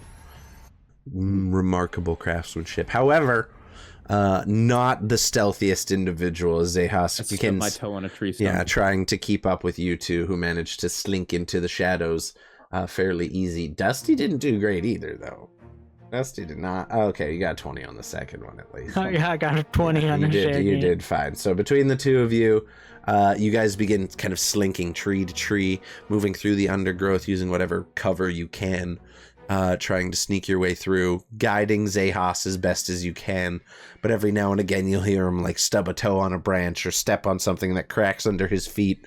So you kind of have to stop and continue guiding him along and making him, making sure he's kind of keeping up with you guys, and it does slow you down. Collectively, the team manages to stealth fairly successfully, but Xechas does delay you guys quite a bit, and the time it takes you to travel is increased by a fair margin, and you begin scouting your way into the woods, making your way deeper and deeper into the forest. Vite Carl, roll me a perception check with advantage to follow the smell as best you can. Gotcha. Once I have an hour time limit, by the way, but I got 2 of these. Whoop. Okay. 1. Oh, fucking thank God for advantage. And, whoop, 17. You do have to use 1 extra B shape to do this because you would have traveled for easily an hour at this point. Gotcha. So Easily done. Longstrider wears for a off. second, you just see like my head kind of starts balding for a second, my wolf head, and then it's just, yeah, the hair starts to fall out, revealing a bald head, and he shakes and the fur just pops right back out. There's a moment where he has the full like Vegeta McDonald's arch. Vegeta, are we there? Yeah. No, we're not. How about now? No, goddamn. All right. So you pick up the trail again, leading westward through this forest, making your way deeper and deeper into the Festerwood until eventually the smell of goblin becomes overwhelming. It is almost stinging your nostrils at this point, and you also smell cooking meat, old liquor, and kind of a couple other kind of smells mixed in there, like slaughtered animals of some kind. And it smells like you are approaching a fairly large encampment. I've been to that off-campus party before. I know that smell. I will say, together, you guys kind of make your way through the woods until you see the glow of a large fire kind of flickering off of the various trees around. And I will turn off the slideshow to reveal the map for everyone in chat. You get about 100 feet from where you see this light is emanating from, but you're not seeing any fires, almost like they're below ground level, and just emanating light upwards into the forest, perhaps in some kind of gully or gorge or canyon or something along those lines, perhaps. You're not too sure. You get about 100 feet away and you can hear the kind of raucous chatter and laughter and just kind of general chaos that surrounds a goblin encampment. And you gather that this is, with that perception, you can smell on the air, there's a pretty sizable number of goblins here. You don't know if this is your final destination yet, but you can definitely smell that this is a rather large gathering of the little fuckers. You get about 100 feet away, and that's as comfortable as you are willing to get at this point. You'd have to make stealth checks to move any closer than that. So far, it seems like you haven't been detected by any forward scouts or anything like that, but you do know there's some kind of encampment up ahead of you. We can tell that it looks like the fire is down low, but still visible, right? Yes. So we would be able to conclude that they're probably in some kind of, like, dip. Mm-hmm. Some kind of low ground.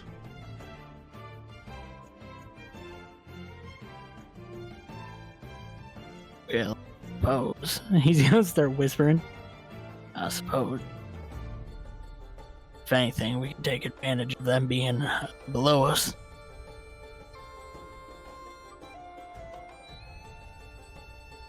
How many are you getting? Muted. Well, you still have speak with animals? How long does that last? I don't remember. An hour. 10 minutes? No.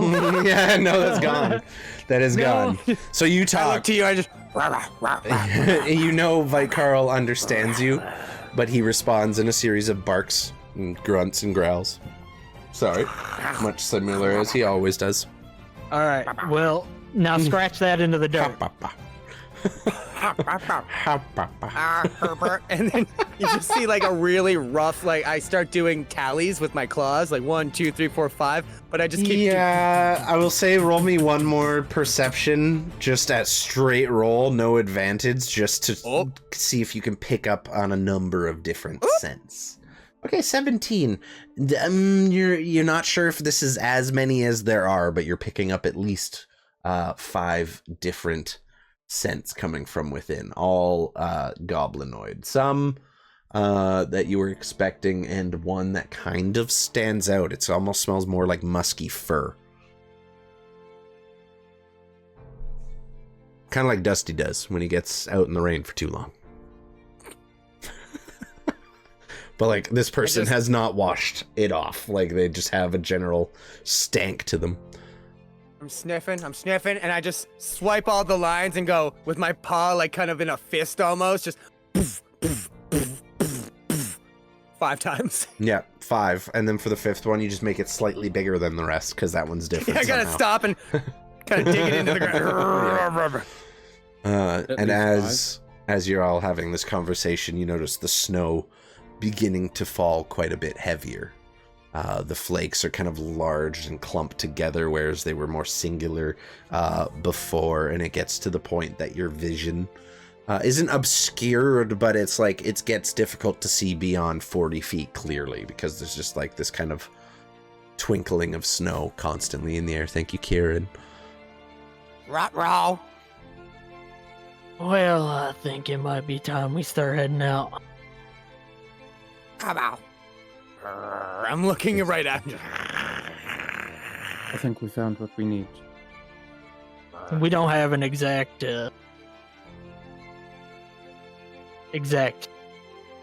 idea of where they're positioned or anything, but You can see pretty clearly where the know. firelight is, at least from this camp. He mostly just means like he doesn't know, like, because I assume I can see the firelight. I can't see the tents, or can I see? No, yeah, you where all can't see the tents are? tents. Okay. You can't. You just see kind of a bunch of trees and then a space where there is no trees, and like a little bit of rocky outcrops there, and then light kind of flickering off the trees in the back. But having an idea that they're in the at least some kind of low ground entrenched, we should be able to take advantage of that in some way. So that's nice at least. Yes. Perhaps we could use some sort of method of setting the tents on fire to scramble them out before we attack. Indeed. I have some ideas. Let's discuss them at the house.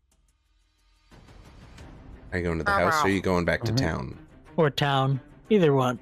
It's your choice. What's the middle of the night, isn't it? At this point, the sun is down. It is night. I would say it's just beginning nightfall by the time you guys kind of find this camp.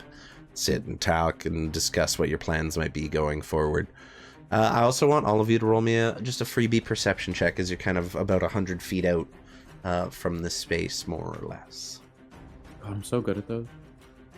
I don't know if I've ever rolled a double-digit perception check. That's okay. You kill it in the investigations, and that's where it matters. Okay. Dusty and Vite Carl. You pick up on this very easily as you guys are kind of huddled down. You found this like space between like a large rock, some large trees and stumps that offers a little bit of visual cover if anyone were to look your way for the camp. And as you're kind of standing there, you kind of start to pick up on something. And as you look, you see the shadow of two small creatures, definitely walking on two legs like a goblin would, kind of doing patrols, making a circle around this camp about 50 feet out from its edge, and kind of just every 10 minutes or so, or every 15 minutes, doing a pass, kind of chatting amongst each other. You, with the natural 20, can definitely make out what they're kind of saying. You just hear one, he's like, "Look, I can't believe they got us out here freezing our ass off while everyone else is back at base nice and cozy and warm. I can't fucking believe this shit." You hear another voice answer, I'm like, "Yeah, I'm not sure why they got us out here freezing our ass off. It's crazy.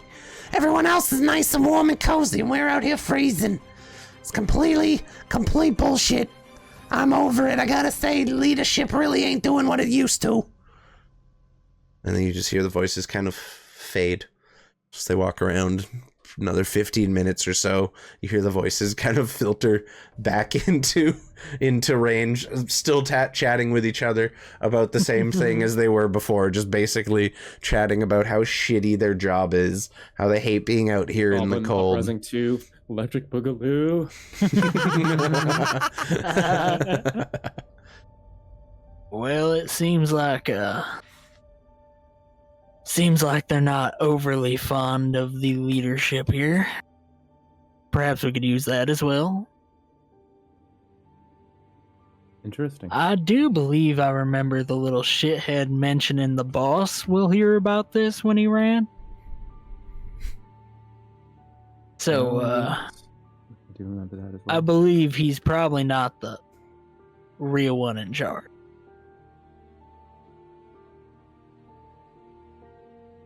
Perhaps some leverage. Alright, before they start expanding their search, let's head on out. The guards will probably let us into town. We'll just have to find a place to stay.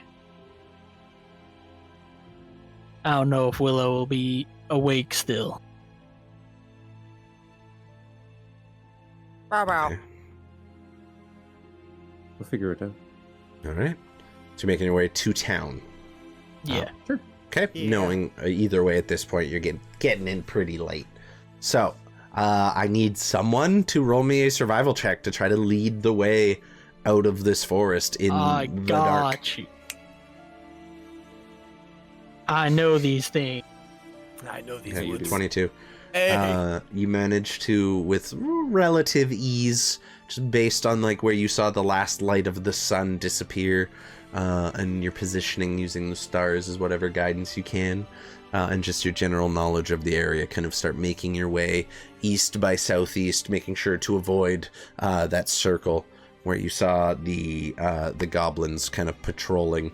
Every now and again, you just catch like a little glimpse of their voice on the wind until you're out of earshot of the camp, and you travel for about an hour or two before it starts to get quite a bit darker and colder. I need Constitution saves from everybody, not at disadvantage because you're all wearing your winter clothes. In fact, I'll say you're all at advantage for it because you took the time to spend the money on it. Yay! That's a nat 20, so let's go. Jesus. There you go. Oh my god, okay. I'm gritty! We're rolling great today. You really are. You feel the cold start to bite, and Xechas, while it doesn't affect you as much as it would your compatriots, given your current, state of mortality, you still have to bundle up. Yeah, you still have to bundle up a fair amount against the cold, but to get collectively, your winter clothes manage to keep you warm enough, and it's mostly just miserable travel in heavy, heavy, heavy snowfall. But you start to kind of make your way towards Fort Mistmere over the creek where you fought the goblins before you even make it out of the forest, kind of crossing further up.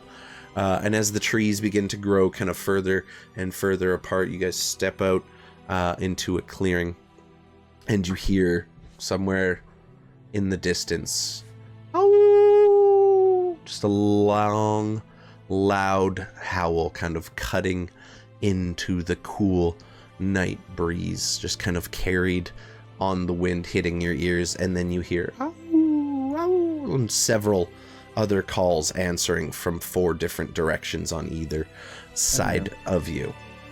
And as you step out into this little bit of a clearing, you see a rather large wolf standing over the bodies of 2 people who had just pitched a tent out here. The wolf is large, white, and utterly massive, even compared to the dire wolf that is Veit Karl at this moment. And you watch as he triumphantly howls to the moon over his fresh kill, and you watch as 2 other wolves come in from either side and start beginning to feed as well, as they kind of move in on his kill a little bit. He paws one of them away and growls towards it, and then as he kind of looks up, you see the dog sniffing the air, and you realize the wind is blowing from behind you towards them, and you look as this white winter wolf turns its heads to you, its eyes catching the little bit of moonlight in the sky and reflecting briefly as he locks eyes with dire wolf. I guess you'd be human again at this point, wouldn't you? Because that only lasts an hour. It's probably been 2 hours. Oh yeah. As soon as he looks at me, my whole head goes bald, and you just see me go, shit! It just falls off pieces. I'm just. And as it looks towards you yet again and just raises its head one more time and lets out a much louder and more aggressive howl, you see the other 2 wolves also turn their heads towards you, and hear on either side of you 2 more responses coming. And as you see these eyes just kind of reflecting the moonlight stepping out in the trees around you, you find yourself surrounded by a pack of wolves. And that is where we will take the break for today. I gotta give you guys a chance to test out your level 3 abilities. You didn't think I was gonna not let you test out your new shit. Come on. So we're gonna take our little break there. We'll be back in 10 minutes, everybody. Don't go nowhere, and we're gonna kick off this little fun wolfy combat. We hope you guys are having a good time. I know we are. So we will be back in 10. Don't go nowhere. We'll see you soon, everybody. Always break time on cliffhanger, Kieran. You know how it is. We're also gonna run an ad.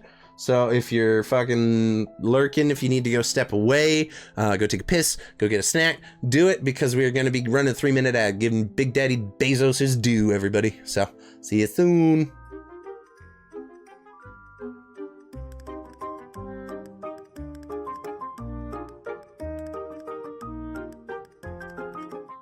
What is up, everybody? We're back. Welcome in. We are currently rolling initiative.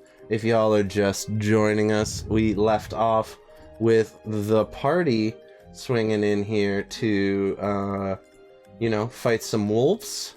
They're wandering through the woods. They weren't being very sneaky, and they encountered a small and rabid looking wolf pack. Great times. All right, we're good. I think that's all of them. 1, 2, 5. Okay, is that everybody? That's everybody. Let's go descending. So you guys are all up there. JT, do you need a mini for your dragon? Yes. Okay, we get you a little dragon miniature. Dragon. I'm probably gonna custom make a better one than the one we have right now, but we'll see. Stairs, daggers. It's disadvantage is off cooldown.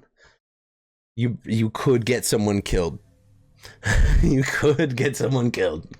I'm just telling you that now. Do I have like a funny dragon? That's a pretty funny dragon, but he wed. I don't like the wed dragon. Welcome back. Thank you, Cool Cam. You know what? We're just gonna go with this. This is your little baby dragon, and then I'm going to. I can do this. This is Violet. Violet. Just get a picture of Spyro. Oh my god! Get straight up sued. I'm here for it.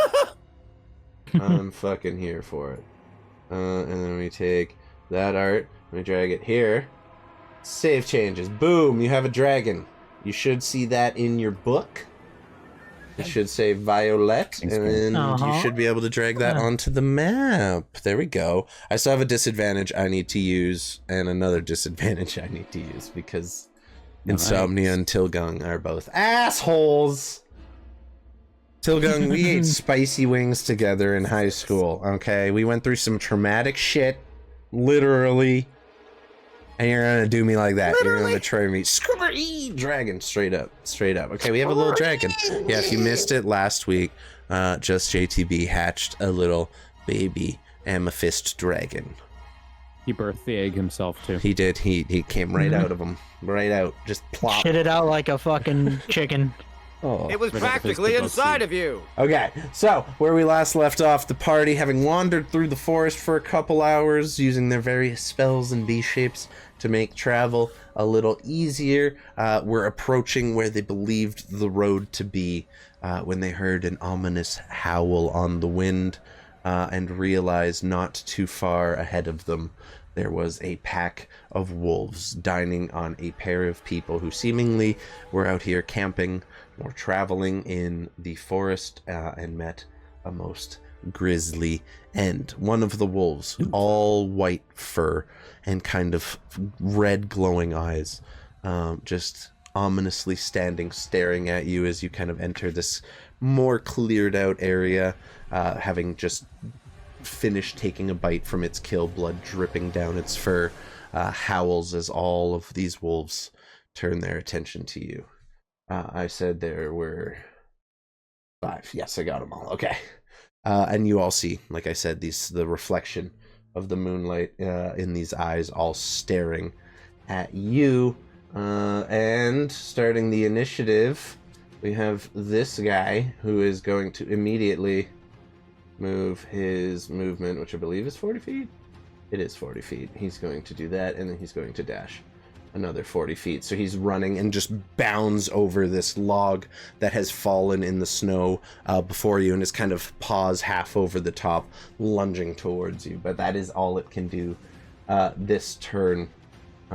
You see the other wolves already preparing to pounce and move in kind. Thank you for the hydrate, Abarian. I appreciate you. Vikar, what are you doing? Alrighty, Vikarl, seeing that, is going to just bound towards that wolf, right up into his space. Up, give me here. And I am going to draw the hand axe from my belt. Whoop. Yeah, we're going in with the hand axe. I love that. Yeah, baby. So you all watch as Vikarl just like runs in, pulls this hand axe from the loop in his belt, and just makes his way towards this wolf leaping over the log. It's kind of like half in the air as you're swinging at it too by this point. You guys kind of meeting mutually in the middle. Go ahead. You rolled an 8. Yeah, I did. Does that hit a wolf? No, it does not. It had to be to 12. It's a basic wolf. Only the one leading them seems to be very large and spoopy. But unfortunately, as you swing, it kind of just manages to lift its leg out of the way as your axe just swings underneath it, and you aren't able to make contact with it, and you just look up and see a pair of bared fangs coming straight towards you, as it looks like it's about to take a bite. Anything else you want to do for your turn? Oh no! As it's jumping through the air towards you, you just kind of wince back using the axe to cover you as best you can. Next one up is gonna be this one. Same deal. Sprinting over to the log. This one, instead of jumping though, is going to pounce up onto the log next to its ally and begin harassing you as well. Unfortunately, it used its dash to do so, so that'll be its turn. Dusty, you see Carl kind of fighting with these two creatures, currently trying to stand them down, but you see the odds kind of turning against his favor. What are you doing? Dusty's gonna kind of reach back, open the flap of the of his backpack. All right, Violet, time to be at the ready. Hunt. And he's gonna say that in Draconic as she is going to speedily crawl down and fucking whip her way up to the wolf. Whips her way down your body, kind of coiling around you as she does so, and half slithering very low through the snow and undergrowth, just begins making his way or her way towards the second wolf on the log. I'm gonna use my bonus action to make her bite. Okay. The wolf. You issue a command to bite, also in Draconic. Go ahead and make your bite attack. I'll have to roll these mandatory until I make things for them. Oh, do I need to make a homebrew baby dragon sheet? Yeah, probably would be great, but I can also do it. Does it not come on your sheet? Oh. 9 plus 5. That'll hit. You need to be 12. 14. Yeah, no, that'll do it. Easy. How you doing, nerd? Hope you're having good. We're very excited to have you. We're getting our little preppies done. Nice one. 3 piercing damage.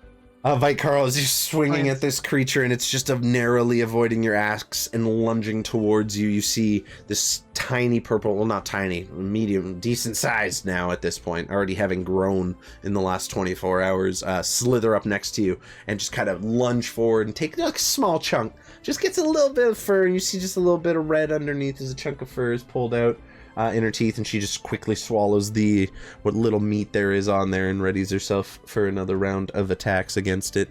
Dusty, what about you? And then with my action, I'm gonna level it at the same one she bit and shoot. Don't roll a 1. 17. Okay. That's definitely gonna hit. Go ahead and roll your damage. For 5 piercing. Okay. 5 hole piercing. The wolf, as it was currently going for Carl, feels your dragon take a chunk out of it, and as it turns to address that, your gunshot cracks out throughout the forest, scaring some of the birds in the trees near you guys into the air, and you see the wolf just taken to the side and thrown into the snow.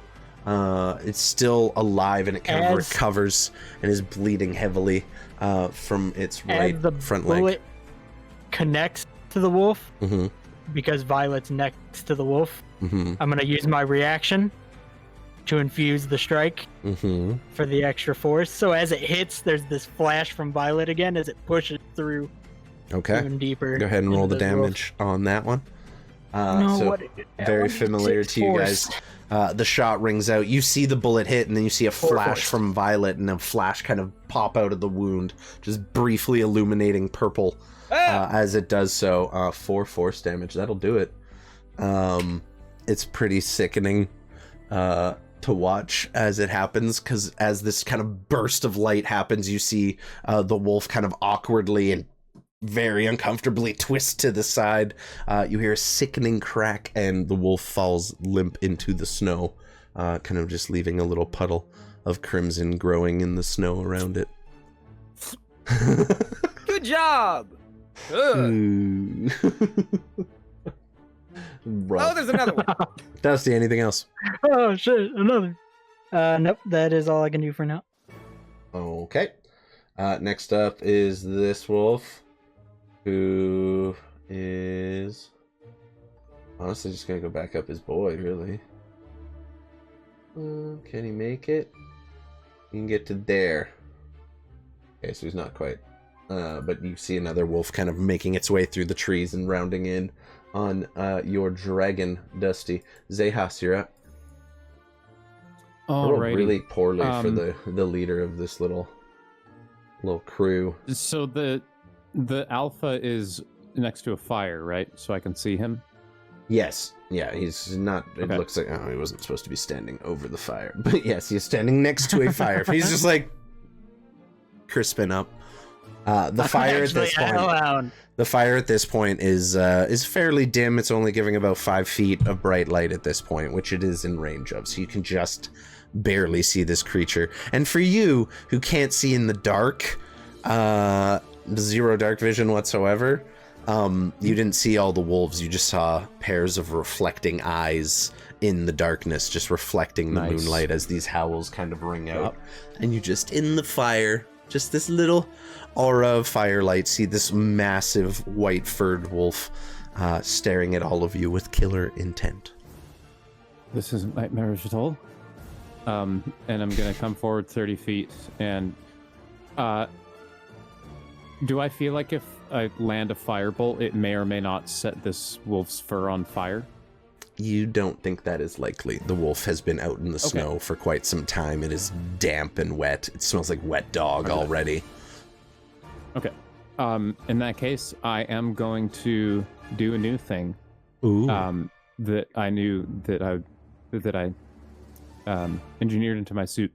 That's what I'm saying. So it's not like I'm not going to let you test out your new toys, right? Like, yeah. I'm a nice guy. Thank you, Daddy DM. I'm basically just gonna a bit tentatively, a bit nervously, kind of hold my arm up and steady it, like a la Iron Man, and I'm gonna lightning launcher this wolf. Okay. Yeah, you're in range, I believe. Cool. So you all, in the limited light of the fire, see this wolf, and then the forest is illuminated by this bright flash of blue and white. Almost have to cover your eyes for it. Is it an 18 to hit? Yeah, I'm pretty sure.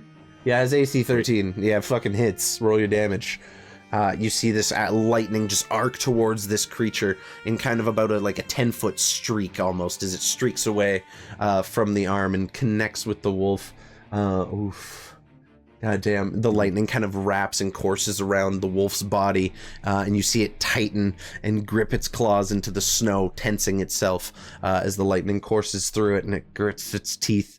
A little bit of blood just drips out of its mouth, and it takes the hit, but it seems more pissed off at you than anything else at this point. You see it just level its head towards you, its two eyes just staring directly towards you, and you get a sense where it is going to be moving next. I'm not even looking at him. I'm kind of just like, oh no. And I'm gonna, for my bonus action, cast Sanctuary on myself. Okay.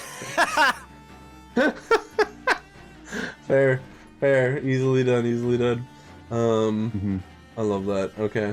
And thankfully, I don't eat all that much, so I don't have an urge to shit myself. Oh my god. As you know, an undead dude. Okay. The big wolf is up. You watch. So all of you kind of watch as this creature levels its head towards Xechas, and then just slinks out of the firelight and into the shadows behind a tree. Is going to... Oh no! Roll very poorly. I'm pretty sure all of your passives are above that, yes? Unless... Yeah. Where's he going? as it breaks line of sight behind a massive rock and tree, trying to stealth its way towards you. That'll be... Keep track of its big 27 feet. Big fat ass. Yeah, you watch as it steps around and its eyes look at you and catch the moonlight and just shine bright in the night, and the two of you see this as well, and this massive outline of this creature kind of silhouetted against the backdrop of the forest. He does not hide at all. So he used 30 feet to get there. He has another 20. And he's gonna dash and go up behind this tree and just slink up behind the tree and get half cover from that. That will be his turn. God damn it. I cast Vicious Mockery and say, first time? Oh. That would have been so cool, though, if he had just disappeared and then came out of the darkness attacking you. You see his wagging tail. Yeah, just excitedly about to attack you. Oh, yeah. Oh, no. Like, he's getting up there, and then all you hear is, squirrel. Yeah, I'm disappointed by that. 40 feet. 80 feet. It's just not in range of you. God damn it. There's just, at this point, Xechas, you just see reflections of moonlight in eyes rushing towards you. And then just as it comes to within 10 feet of you, not close enough that it can get you, but you see a massive brown furred wolf just kind of lunging towards you with intent, but just out of range at this point. That being said, at the top of the round, this wolf going to attack you, Vycoral. Yay! He's not very big, so it's fine. There's gonna be another day where I roll like shit. There's gonna be another day of me rolling like shit. It's okay. It's okay. This is for you guys to have fun with your level 3 stuff. This isn't for Yay! me. This isn't for me. This isn't for me. Excuse me. Yeah, that's its turn, I guess. Awesome. It is going to slink around this side and get within 5 feet of its buddy. Can Violet take attacks of opportunity? Or do you have to command it to attack?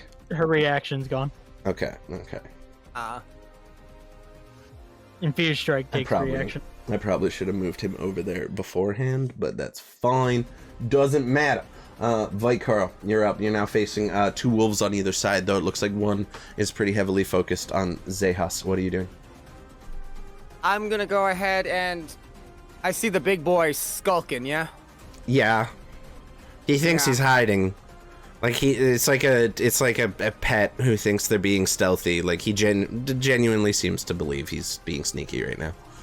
Amazing. As far as you can tell. I'm gonna take my hand axe and point it towards him, and my eyes start to glow green. A little green sparkle comes off the coat, and I'm just, why don't you stay right there, sneaky boy? And I'm gonna cast Entangle right on that square. Whoop. Okay. I need a strength 11, which is a very low roll. Yeah, he's at 18 strength. And he makes it. Okay. God damn it. He's good. Pop up. That's Don't not you have the disadvantage on some shit. Oh, I do actually. I have 2 disadvantages saved up. Thank you. Hey. I probably should have used one of them on the fucking bite, but that's fine. It's still a... Oh no, why did I roll a bite? Ignore that. That wasn't it. There we go. That was... God damn it. We good, baby. We good. Well, shit. There's the rolls. You see the vines kind of lash out and try to wrap around its legs, and it kind of just stands, looks at you, and gives its fur a shake and knocks all the snow off. And as it does, all of the vines that tried to entangle it break off of it as well. I'm not very good at that. I'm gonna kind of start doing a sidestep just to interpose myself. Right there. I just want to try. Now I just got my hand axe and I'm just, come on, you little fucker.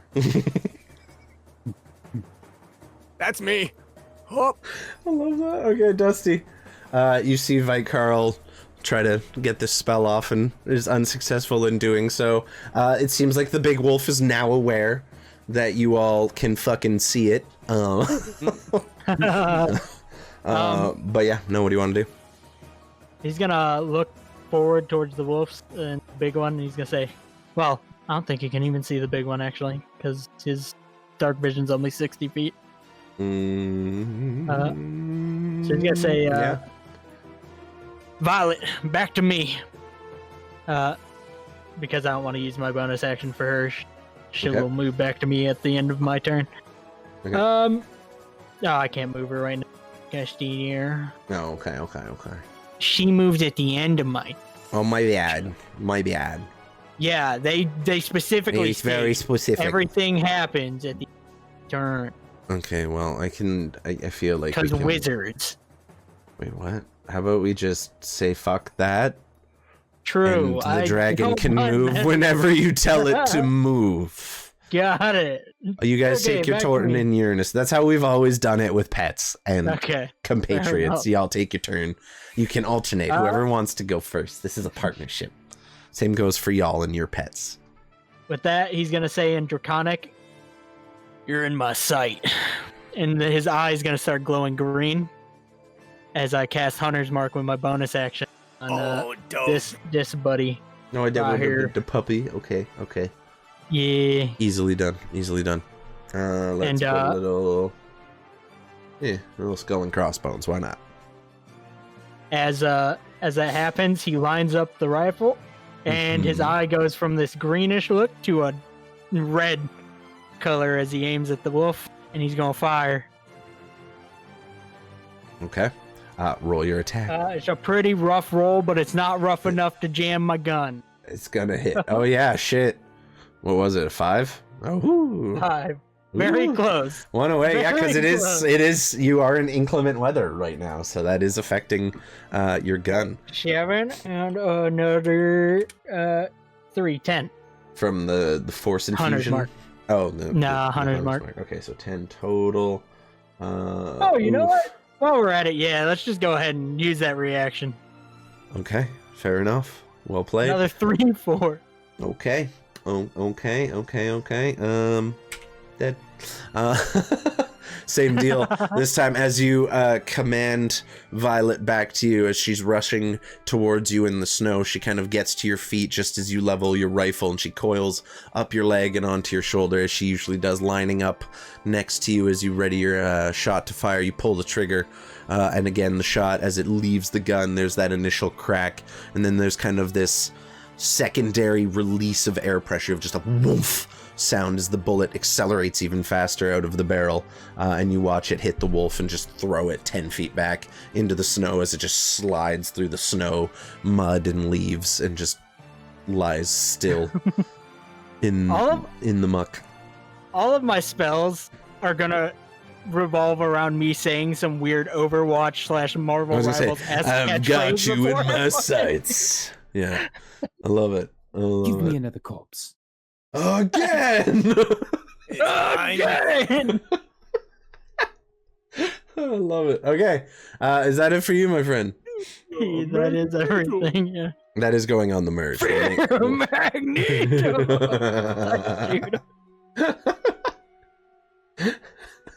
Any movement or anything from you? No, I'm Dusty's standing locking. right. Do it again. All right, Zehas, you're up. Sorry. You watch as Dusty, your ears kind of like ringing on the left side of you from behind as that shot and then subsequent burst of air pressure just follows it, kind of ringing out into the night. What do you want to do? There's still 3 wolves, I believe. Three wolves. Yes, 3. Okay. I have Sanctuary on, so I'm gonna do a thing. It might be really stupid, but I'm doing it nonetheless. So I'm gonna just kind of take a stroll on right through these dudes. Out of their range, so go ahead and take 2 attacks of opportunity if they make their DC wisdom 13 saves. They have a +1. That's a no and a no. Okay. No. Okay. Yeah. No, they both look towards you and they're like, I'll stop. I'm sorry. I will stop. And I am going to now do another new thing. I am essentially gonna start conjuring some energy up through my suit, and then I'm gonna violently T-bow, punch the ground, and cast Thunderwave. Okay. Cool. With your, of course, with your metal hand as well. So you all watch as Zehas kind of steps away, and these 2 creatures look like they're about to attack him, and then just don't, as you've seen so many do before. and then you watch as the jacket yet again begins to glow and pulse and glow, and it just continues until it's so bright it's almost hard to look at. And you watch Xechas punches the ground, and there's just an eruption of Thunderwave. Constitution saves. There's Xechas also just walks up, armed and dangerous. God damn it! You're gonna get us sued, dude. No, no. They both succeed on their save, unfortunately. What about the big boy? He's within 15 feet. Thunderwave, it's a cube. No, it's a 15-foot. Yeah, it's a 15-foot cube originating on me. I guess technically. Yeah, great. Yeah. Yeah, he is in range. But it only goes out 15 feet, so it's not 15 feet on both sides. So you have to choose to either hit the two wolves or the big guy. Oh. Yeah, it goes out in a straight line in front of you in a 15-foot cube. So you gotta pick your target. You are in range of all three. Yes. I would want to target the big guy. Beautiful visuals still, though. Yeah. Same thing applies, except the shockwave goes in a straight direction. Beautiful. Yes, so I will just roll his saves then. Con save. 17. He saves. He succeeds, so he takes half damage and doesn't get blown back 10 feet. So rounding up is 5 damage to him. First time anything's really hit him in this fight, though. And as this thunder wave unleashes... Oh, that's true, you did bzzzt him. As the thunder wave is kind of unleashed from your fist hitting the ground, you watch as the tree next to him is blown into splinters as the force wave just moves through it and hits him. You watch his fur all pushed back, but he kind of puts his weight down onto his paws and gets himself some traction on the ground and just slides back like half a foot and manages to hold himself in place any further.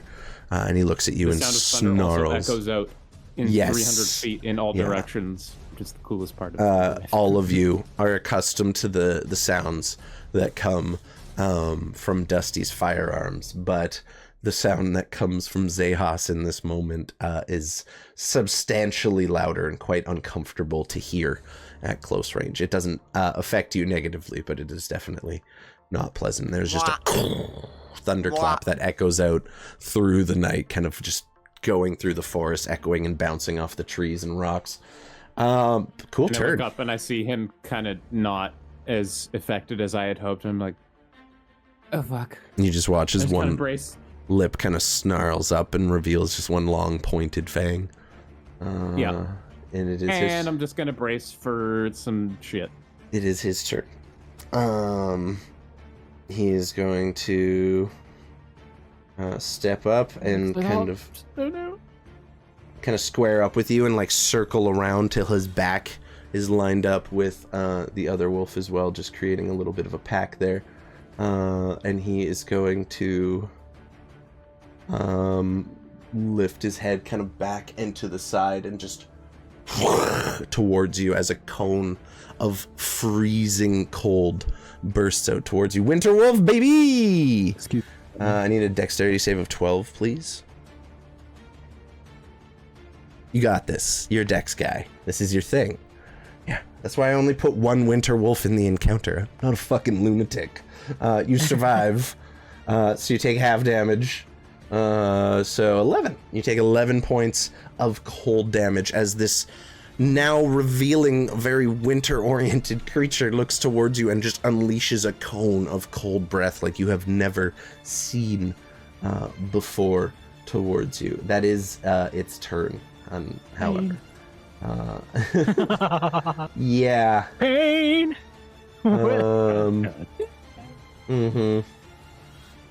Yeah, that was pretty sick, actually. And the wolf just kind of lowers itself and readies itself for another round of attack after this one.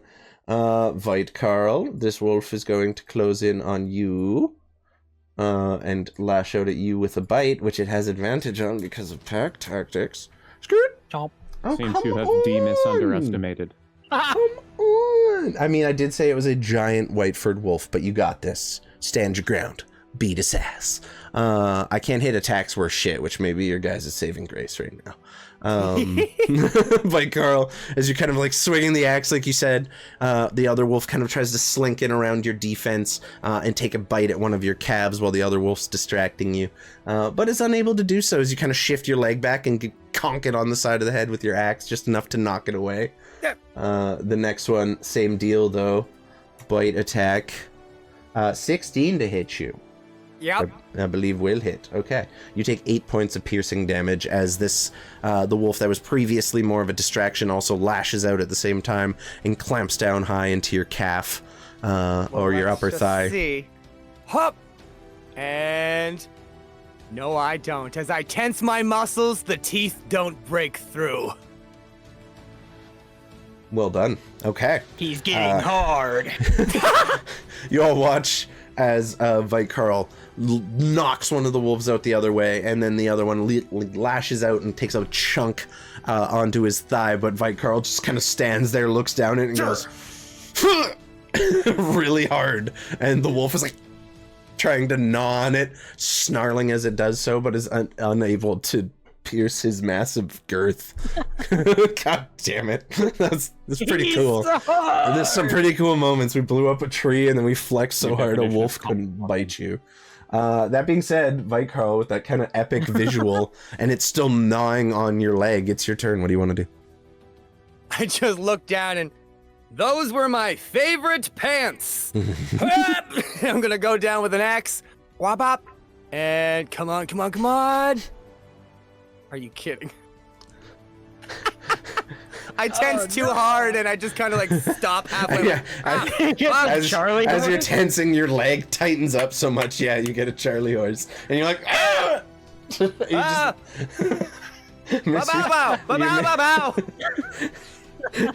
You miss your strike enough that you don't manage to contact the wolf, and like a searing, biting, tense pain bites up your now Charlie horse leg. But as you take a quick breath, it fades away, and you are able to move properly again.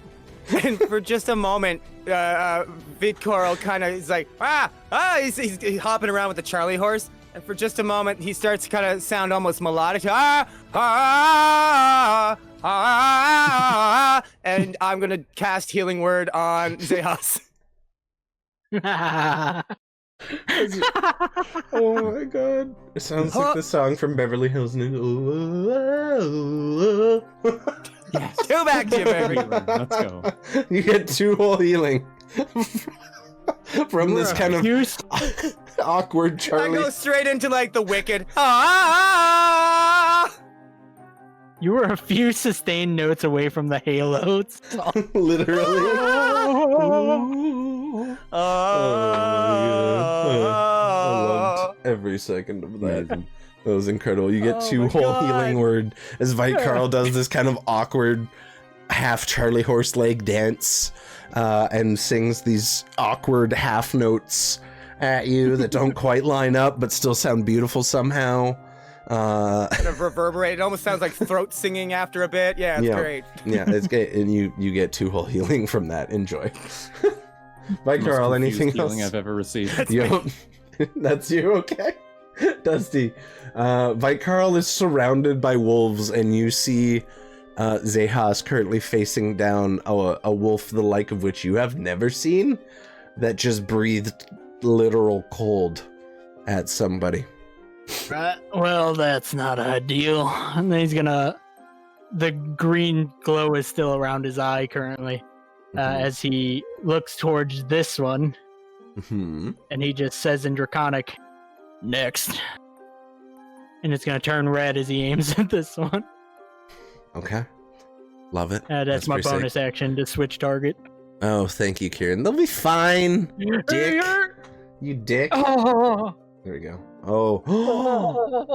Oh, no. Oh, no.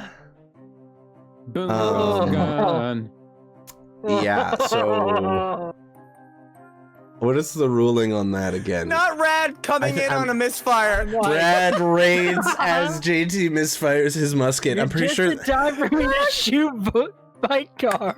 Thank you for the raid. We appreciate you. For me. So much. Yeah, okay, here, tell you what. There's 4 other people. from top to bottom, we'll rank it by 4. So Vikarl's 1, Wolf is 2, Big Wolf is 3, Xechas is 4. Roll me a d4, JT. Thank you for the raid, Rad. Thank you for thinking of us. We appreciate you for coming in on the D&D night. Okay. Happy accident. Happy accident. Refresh my memory on the ruling for your musket. A 1 is a break, right? Like, that's fucked. Yeah, I believe we ruled that it would jam on the others, but on this one, it would kind of malfunction, shoot off, and then you need to kind of toasted until I use the full action to like fully. And if you fuck that up, yeah, then your shit is broken for good. So, step 1, you raise your musket to fire. You're here, and we appreciate you. We love you. Thank you so much. Thank you. We hope you guys like D&D. Welcome in. You all this watch. Is now an ASMR D&D channel. Oh no, I don't. No, we can't do that. Bitches. Oh god. You raise your flintlock musket and fire, and you hear the click. You hear the sound you have become all too familiar with as your hammer hits the flintlock, and you see a spark, but there's no subsequent bang, and you kind of hold it, and you're like, what the fuck? And you just give it a little flick, and it fires off as the shot tears past Vikarl. Vikarl, your coat moves as the bullet just barely travels through the side of the fur. Roll your damage for that wolf, please, Dusty. Dicking about. Oh no. The worst part is I was gonna do this initially, even if it hit one of the homies, so I'm gonna have her use a react. You did say that? Okay. God. So 9 piercing damage. Plus the d6. Okay, that'll do it. 13 total. So Vikarl, you all are, I guess, at this point, none of you are really looking at Dusty, so you just trust he's doing his thing back there. You hear a click, and then a few seconds later, a subsequent and you, again, feel a round tear through your coat, leaving a little trail of steam out of the fur as it tears into the wolf in front of you, and then you see a very familiar purple flash from inside the wound, and the wolf twitches awkwardly and collapses to the ground dead as you brush out the sparks from your coat, and there is now a musket ball sized hole on both sides, front and back of your coat, as it passed through both sides. You hear from behind you? Sorry, I couldn't see him otherwise. That was intentional. We got Happy Little Accidents Bob Ross right here. Caffeinated zombie. Look at him. Look at it. This little Bob. It's our little man. That's our dude. I would never lie to you. We keep you him there. Literally never lied. I don't lie. Okay, that's your turn, right? Oh my god. Yeah, that's everything. Xechas, you look at that wolf as it kind of twitches and lays on the ground next to you, and you, looking at Dusty, you kind of realize that if that shot had missed the wolf, it very likely would have hit you. What do you want to do with your turn? He's like, oh well. Okay, so saying is that no, I literally hate it. Oh, you gave me like said they like ASMR D&D. You gave me bad goosebumps. I hate that. Oh, all right, so no. How about the opposite? I go forward and I get them by the neck and I roll a 20 D25. That's somehow better. So seeing as there's, that's somehow better. Spell or lightning launch. I'm going to reach into my bag of holding and whip out my Yikuwa, and I'm going to stab this motherfucking wolf. Okay, easily done. You pull out your Yikuwa and stab at the wolf. Go ahead and roll. No, that'll hit. That'll hit. Wait. You're probably not wrong. 9 piercing. Ooh, okay, cool. You feel the end of your kind of half spear puncturing flesh and feeling it hit bone. You kind of feel that shock and reverberation through your arm. You pull it out. You see a little blood trickle out of the wound, but it still seems 9 damage to be doing fairly well still.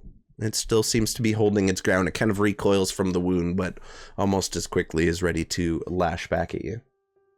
Mm-hmm. And looking at how we're lined up here, I'm just going to kind of take a gander on over to this wolf's butthole side. Okay. Fair. You meander over to the butthole side.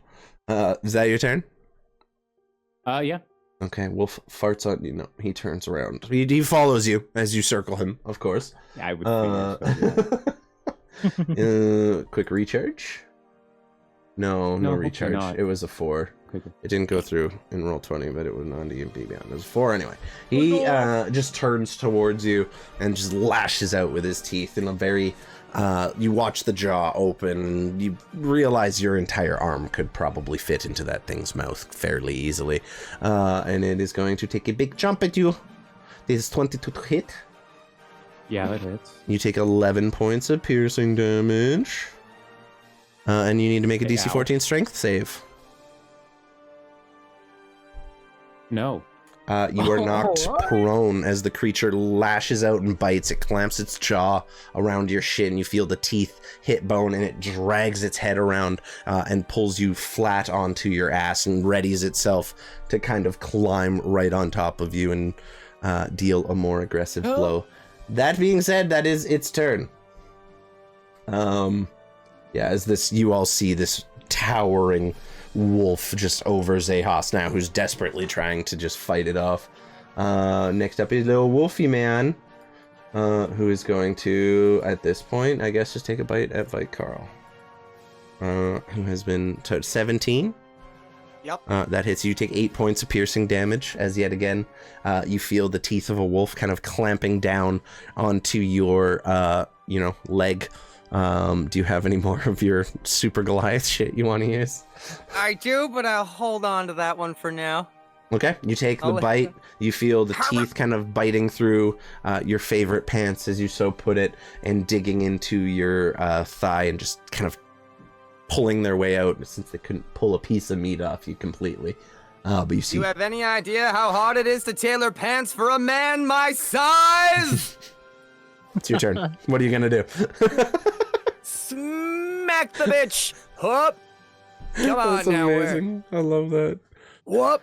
Bring it! You also Come have on, inspiration please, from please. Caffeinated Zombie, by the way. 21, let's go! Finally hit him! Whoop! Go Come on, ahead, big roll your hit. damage. Fucking Christ. Are you using inspiration on damage rolls? No, unfortunately. It's Add a just D10. checks only. You swing the axe down and you feel it hit meat. And you look and you manage to get the axe head in just a little bit, just enough that there's some blood trickling out of the wound, but you find it difficult to get through the thick fur and hide of this wolf, but you have managed to land a blow this fight, which is saying something. Look down at my axe. A true master doesn't blame his tools, but you fucking suck. And that'll be me. Love it, Dusty. You see Vite Carl actually putting up a pretty good fight against this wolf as fucking Xechas is about to be devoured whole by a giant wolf 3 times his size. Okay. What are you doing? He's gonna lean down, take his sprinter-esque stance. Mm-hmm. He's gonna look to Violet. He's gonna motion towards this wolf. He's gonna say hunt again in Draconic as she goes here. Okay. And Yep, she gonna bite. She gonna take a little chompy chomp. Okay. No, she not. She not taking a chomp at all. She kind of bounds forward, slithering, like half slithering through the snow as she does with a very serpentine-like body. And as she's gonna go and leap towards this wolf and take a jump, her feet just slip out from under her in some mud, and she kind of splays down and has to recover a little bit. So she is considered off balance, and next melee attack against her has advantage. And her attack does not hit. She just clamps down on empty air. Good try, though. And then I'm going to use feline agility as I burst my way. Yeah, you have not moved here so long. You were good. Here. Mm-hmm. I am going to aim at the back of this wolf, and I'm going to say, pick on someone your own damn size, as I'm significantly smaller than everybody in the party. Literally. And I will use my action to repair my gun. Oh, yeah. I can't shoot currently. Okay. Roll me a Tinkerer's Tools checks using your dex and proficiency. Oh! You take Oh. I'm fast as fuck. Oh, damn. So as you kind of make your way over, half crouch, kind of leaning the musket over your knee, you yell at the wolf. Roll me a quick intimidation check, just for me, please. All right. You are yelling at this creature while you have your gun over your leg, and let's go. Really good rolls.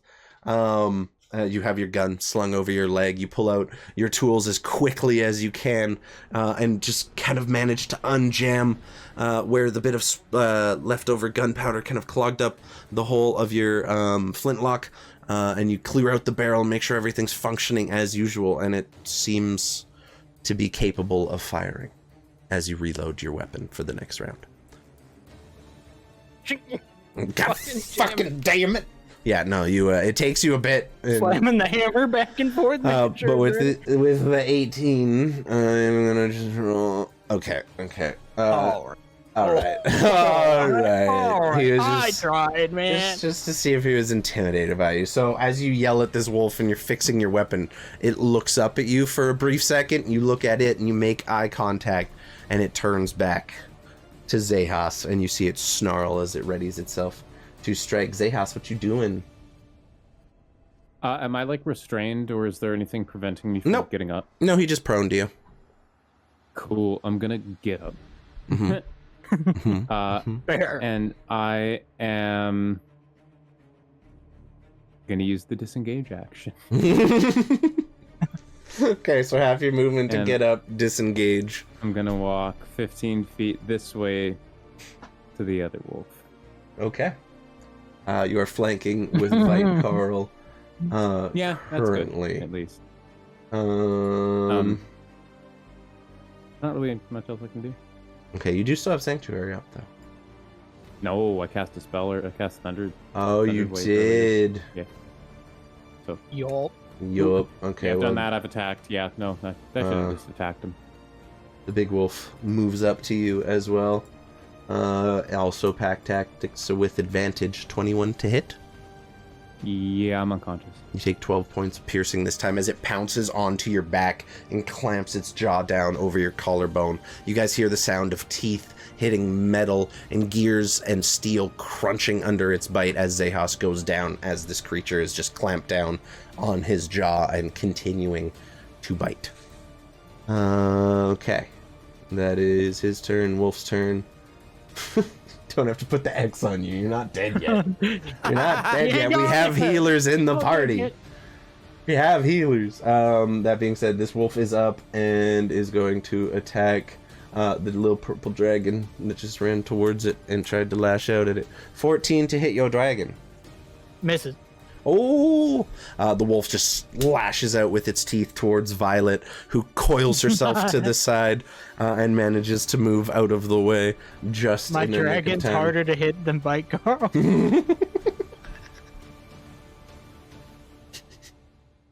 Love that for him. Love that for him. Oh my god. So, that will be the wolf's turn. Vite Carl, you're up. You see Xechas go down. Oh no! First things first, bonus action, healing word, level 2. Okay. As I kind of spin around and go, I point at him, I start glowing green glitter, really, really thick green glitter this time, swirling off me as I go, when I get that feeling, I need robotic healing, as I'm singing towards him, up and up. Love that. Come on. Roll good. Roll big. Hey, not awful. 7. Okay. Xechas, your eyes open as you see this kind of ambient green sparkle just dissipating over you. And as that fades, you look up to see the snarling, drooling mouth of this wolf just over top of you, ready to strike. Vite Carl, anything else you're doing? If I go 5, 10, 15, there we go. I'm going to stay right there. I'm going to smack down on this tiny boy. Yeah. Whoop, let's go ahead and swing, please. Sounds good. Like, this big wolf does not take up the whole 9 squares. It's really just like the squares it's touching mostly. It's not ludicrously big. It just looks better on the map when I make them bigger. So blessed.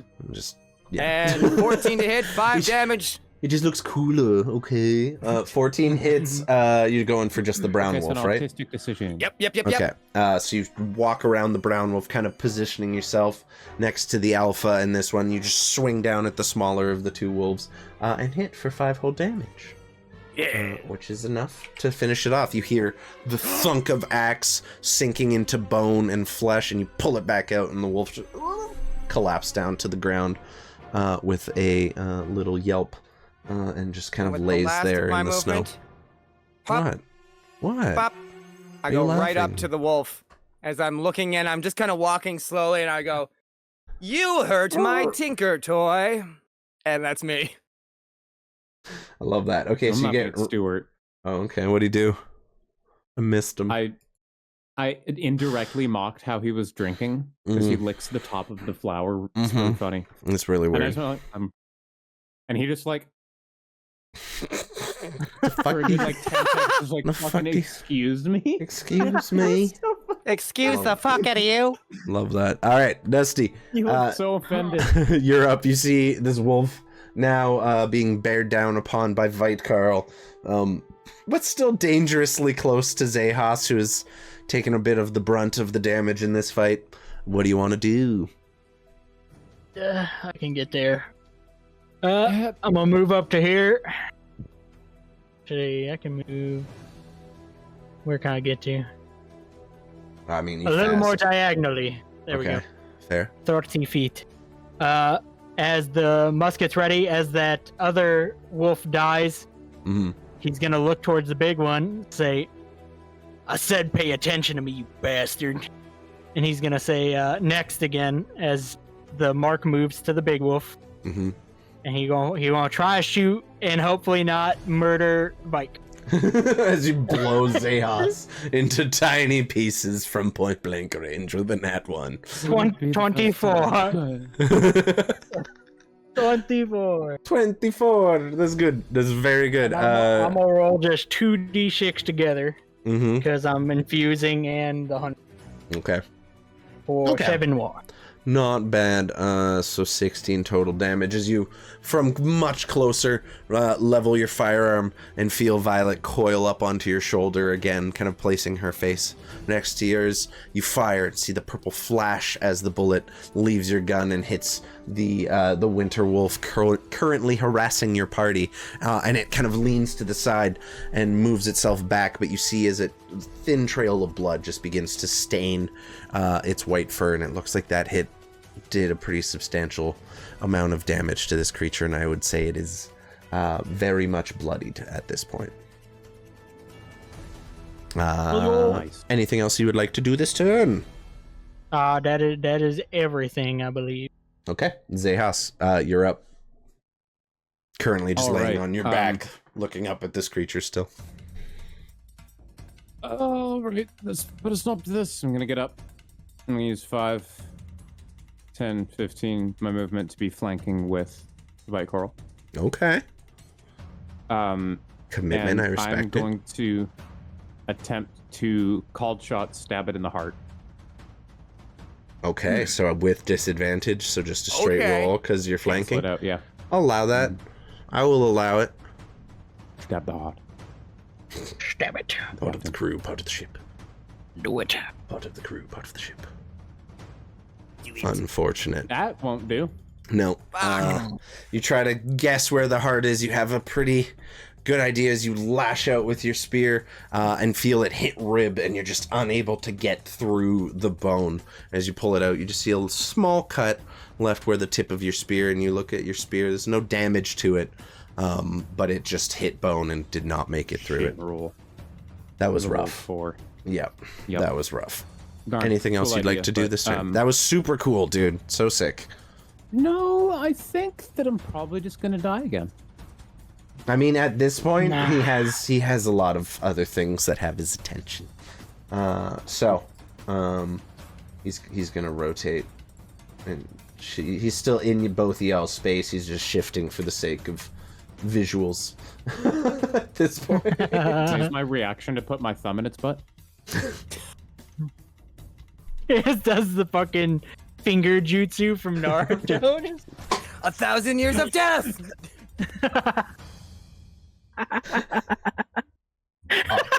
Someone fucking call PETA. You know what? He's gonna turn around and he's gonna eat you as he feels you thumbing his ass. No.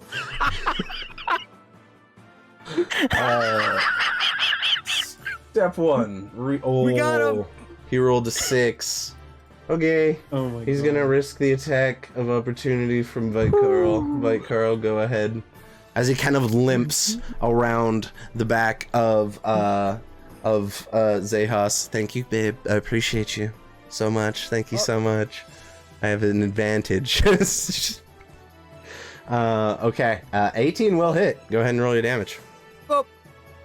Nice. Fucking Okay. God, Oh. so You take 7, or you give 7 points of slashing damage. It continues just limping around, kind of yelps as the axe digs into its leg, but is still very much standing. It comes around the side of Xechas, and you watch as it throws its head back very much like it has once before this combat, and unleashes a cone of cold breath toward all of you. I need a dexterity saving throw, please.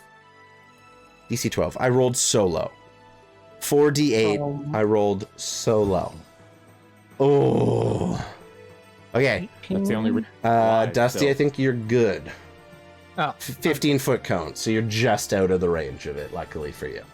You both take half damage, so we'll say round up to 6. You all take 6 damage. As this cold cone just envelops your entire body, you feel it chill you to your bone. You shiver as it comes to an end, and you see the wolf just staring towards Xechas yet again. I appreciate you. Y'all look at Kayla, Carl, thank and he you. just kind of goes, "Burr, I guess." Burr, I guess. Love that for you. Oh yeah, you You have only took 3 points. To you have Cold double resist. Exactly, you have cold baby. resisties, don't you? Yeah. I appreciate you, babe. Thank you for that. I will be using that next round to eviscerate Xechas. Vite-Carl, you're up. Alrighty, I'm gonna go ahead and start marching towards that motherfucker. Up, right up into the face. Yeah, as you step And- forward, all of the ice that has built up on your jacket and legs and boots just cracks off around you from the cold breath. Yep. Beautiful tinkling sound as I walk. And I just go, "Where are you going, puppy?" Ah! And yes. But up. Okay. 5 points of damage as I just swing at its ears. Okay. As you kind of like dive between Xechas and it, desperately trying to protect your friend, you swing the axe down, feel it sink into bone yet again. You pry it out, and it kind of limps backwards still. It appears to be very much on its last legs. Dusty, what do you got? Vite-Carl, if there's anything else you want to do. My bad. Okay. Dusty, what do you got? I think we're gonna try to end this with a little flare. Whoa. As he looks down to Violet and he says, "All right, well, hunt. You gonna run forward and try to bite this thing? Please, Do it. Move it. it's You got time to this. chomp. Chomp, chomp, chomp. Please, Bite his dick off. fuck." Bite his dick and twist it. Man, Violet's struggling. She's not used to running on ice. She's never done this before. It's slippery, it's wet. This is not familiar. She lunges forward at the giant wolf and just splats down in the mud and kind of looks up awkwardly at the wolf, who looks down at it and just snarls Yeah, I towards don't her. think so, bud. And he's gonna level the rifle at it as the eye glows red again. Please don't shoot me. Yeah, do not miss and shoot your own pet. That would be horrible. 13. A 13. Just hits. Go ahead and roll your damage. Yes, we're gonna just add I the. duck.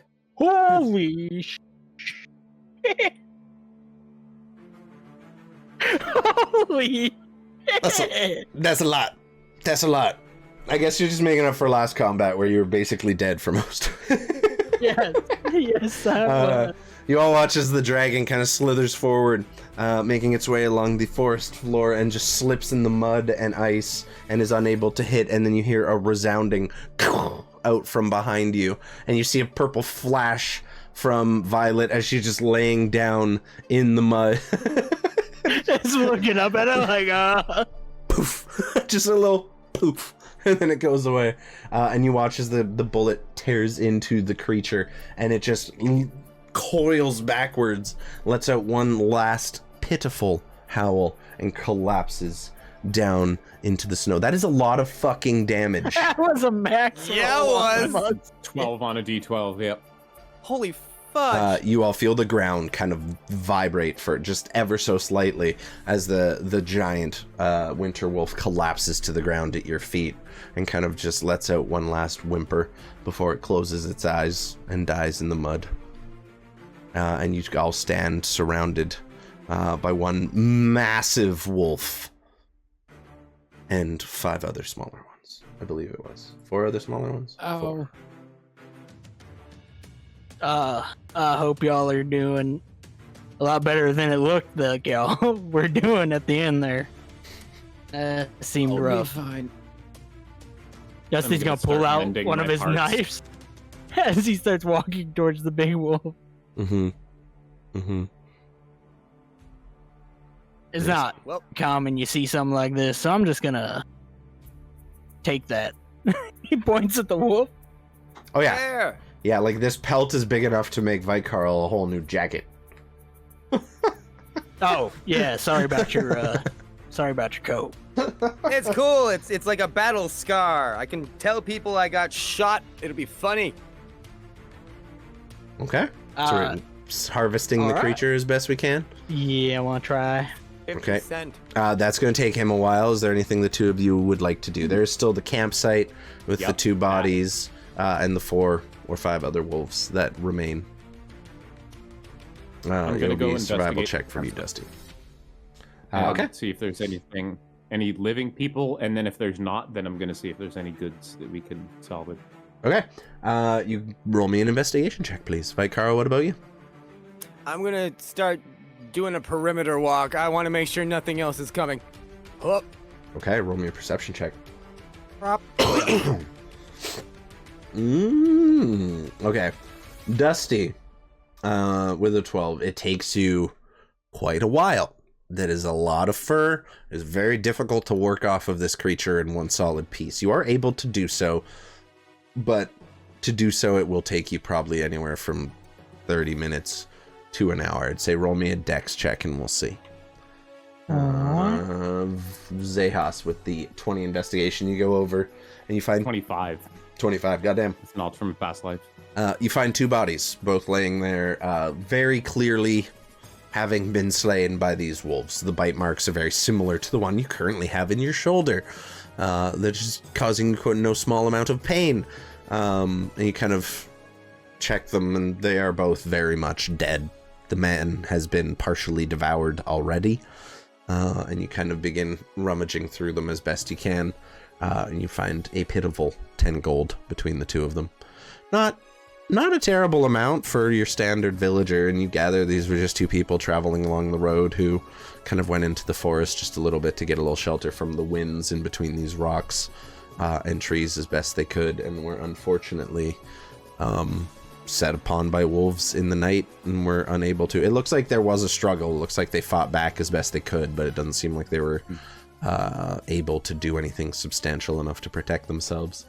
And you Anything kind of, other than the 10 gold? You rummage through the tent a little and you find a number of camping supplies that have kind of been strewn about. That looks like they kind of just were jumped out of the tent as fast as they could when they realized they were being set on by wolves. You kind of rummage through that and you find a decent amount of trail rations. I'd say another 5 or 6 days worth of rations. We'll say 6. And that's enough for each of you. 6 days for each of you. Oh, wow. Other than that, you don't... Everybody add 6 rations. Yeah, it looks like they were traveling quite far. The tent is of decent quality. Yeah, that's what I was going to ask. If it is, then I'm going to tear it down and put it in my bag of holding. Yep, easily done. You can add the tent to that. Other than that, it doesn't look like they were carrying much. They did each have like simple knives on them, camping knives that they would have used. Some basic like sax knife, CX.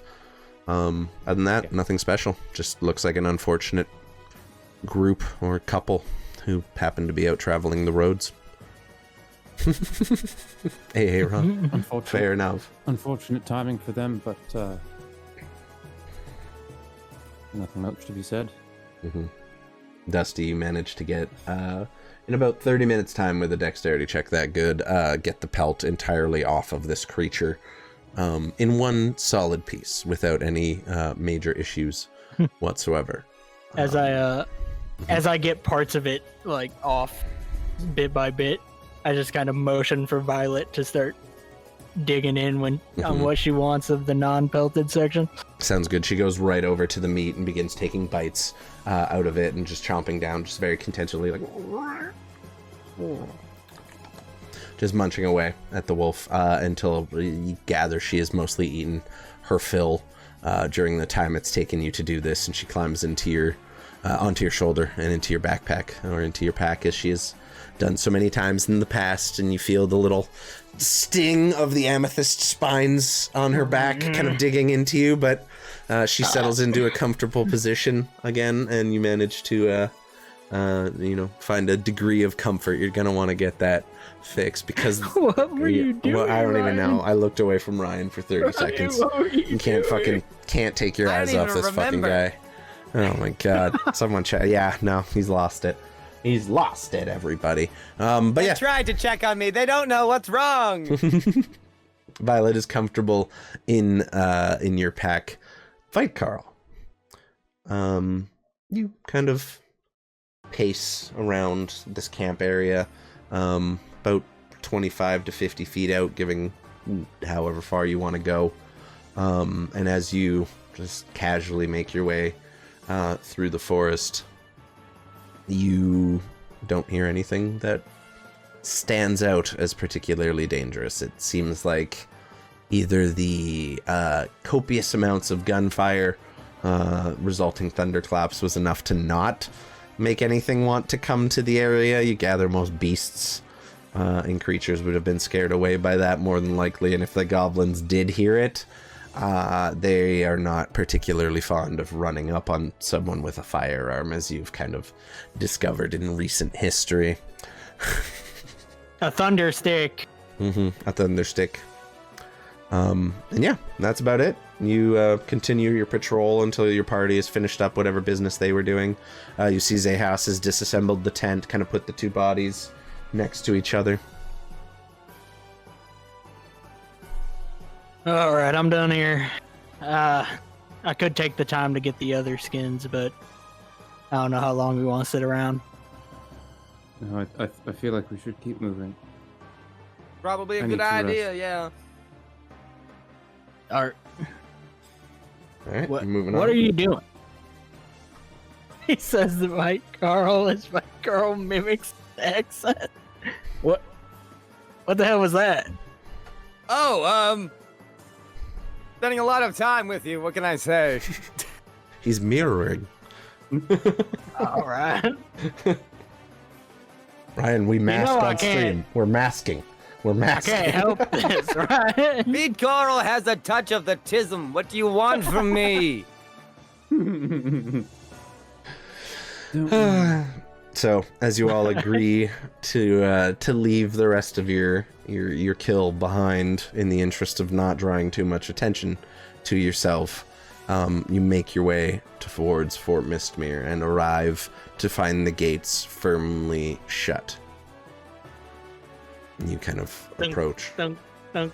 pound on the small, like, single person entry door they use when the gates are traditionally closed, and you see a small panel open up, and a familiar face of a guard you've met a couple times already in your times coming in and out.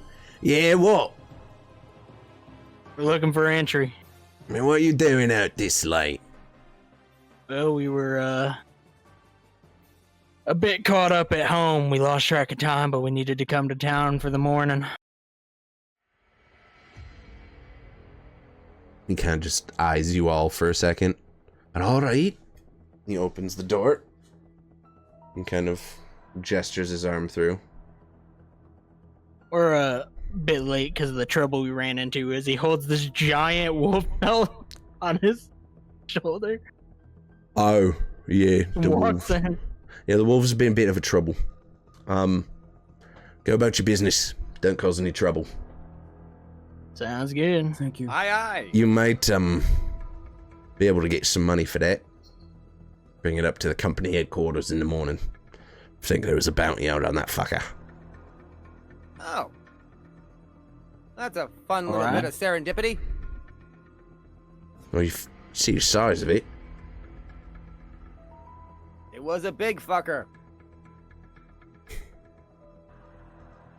Well, how about your business? Quit wasting my time. Dusty was walking. He closes the door as he kind of goes back to his business. He goes into the adjoining tower to the gate. I assume the inn? What's the plan? Yeah, I suppose we try sleeping at an inn and not just on the road. Okay. You make your way to the Rotten Timber Tavern and see a familiar face of Willow as you open the door, and she sees you. She says, "Oh, you lot are back. Great. What can I do you for?" We just need a room. Oh, well, she just same as last time. Sure, thank you. Works for us. He slides the gold across. You know the price. And she just takes it, puts it away. Kind of cold shoulders you at this point. Yeah. Thank you. I'm gonna start walking up. Okay. You make your way to the same room you have slept in several times before. As you kind of all go in, close the door behind you, you find your reception has not been quite so friendly since arriving at town. And as you all kind of... very mad. Understandable. We shouldn't have, probably shouldn't have ever mentioned anything. No, that was my fault. I'm sorry. No, I would have done the same, but I guess, yeah. I mean, y'all had no way of knowing. It's, it is what it is now. Better at keeping secrets coming forward. I'm used to just shouting things from the rooftops. I'm gonna get better at this.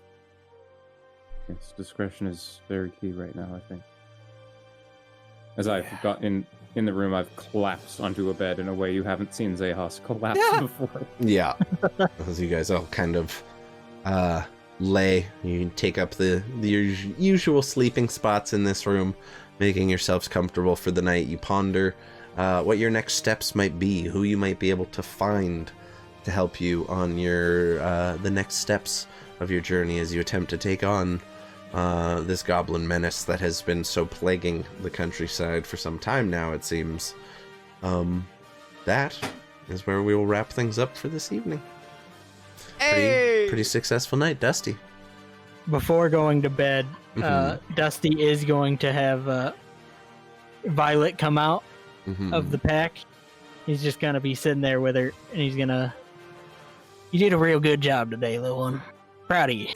As he gives her some head pats. Kind of coils up, shrinks her neck down a little as you give her the pats on the head.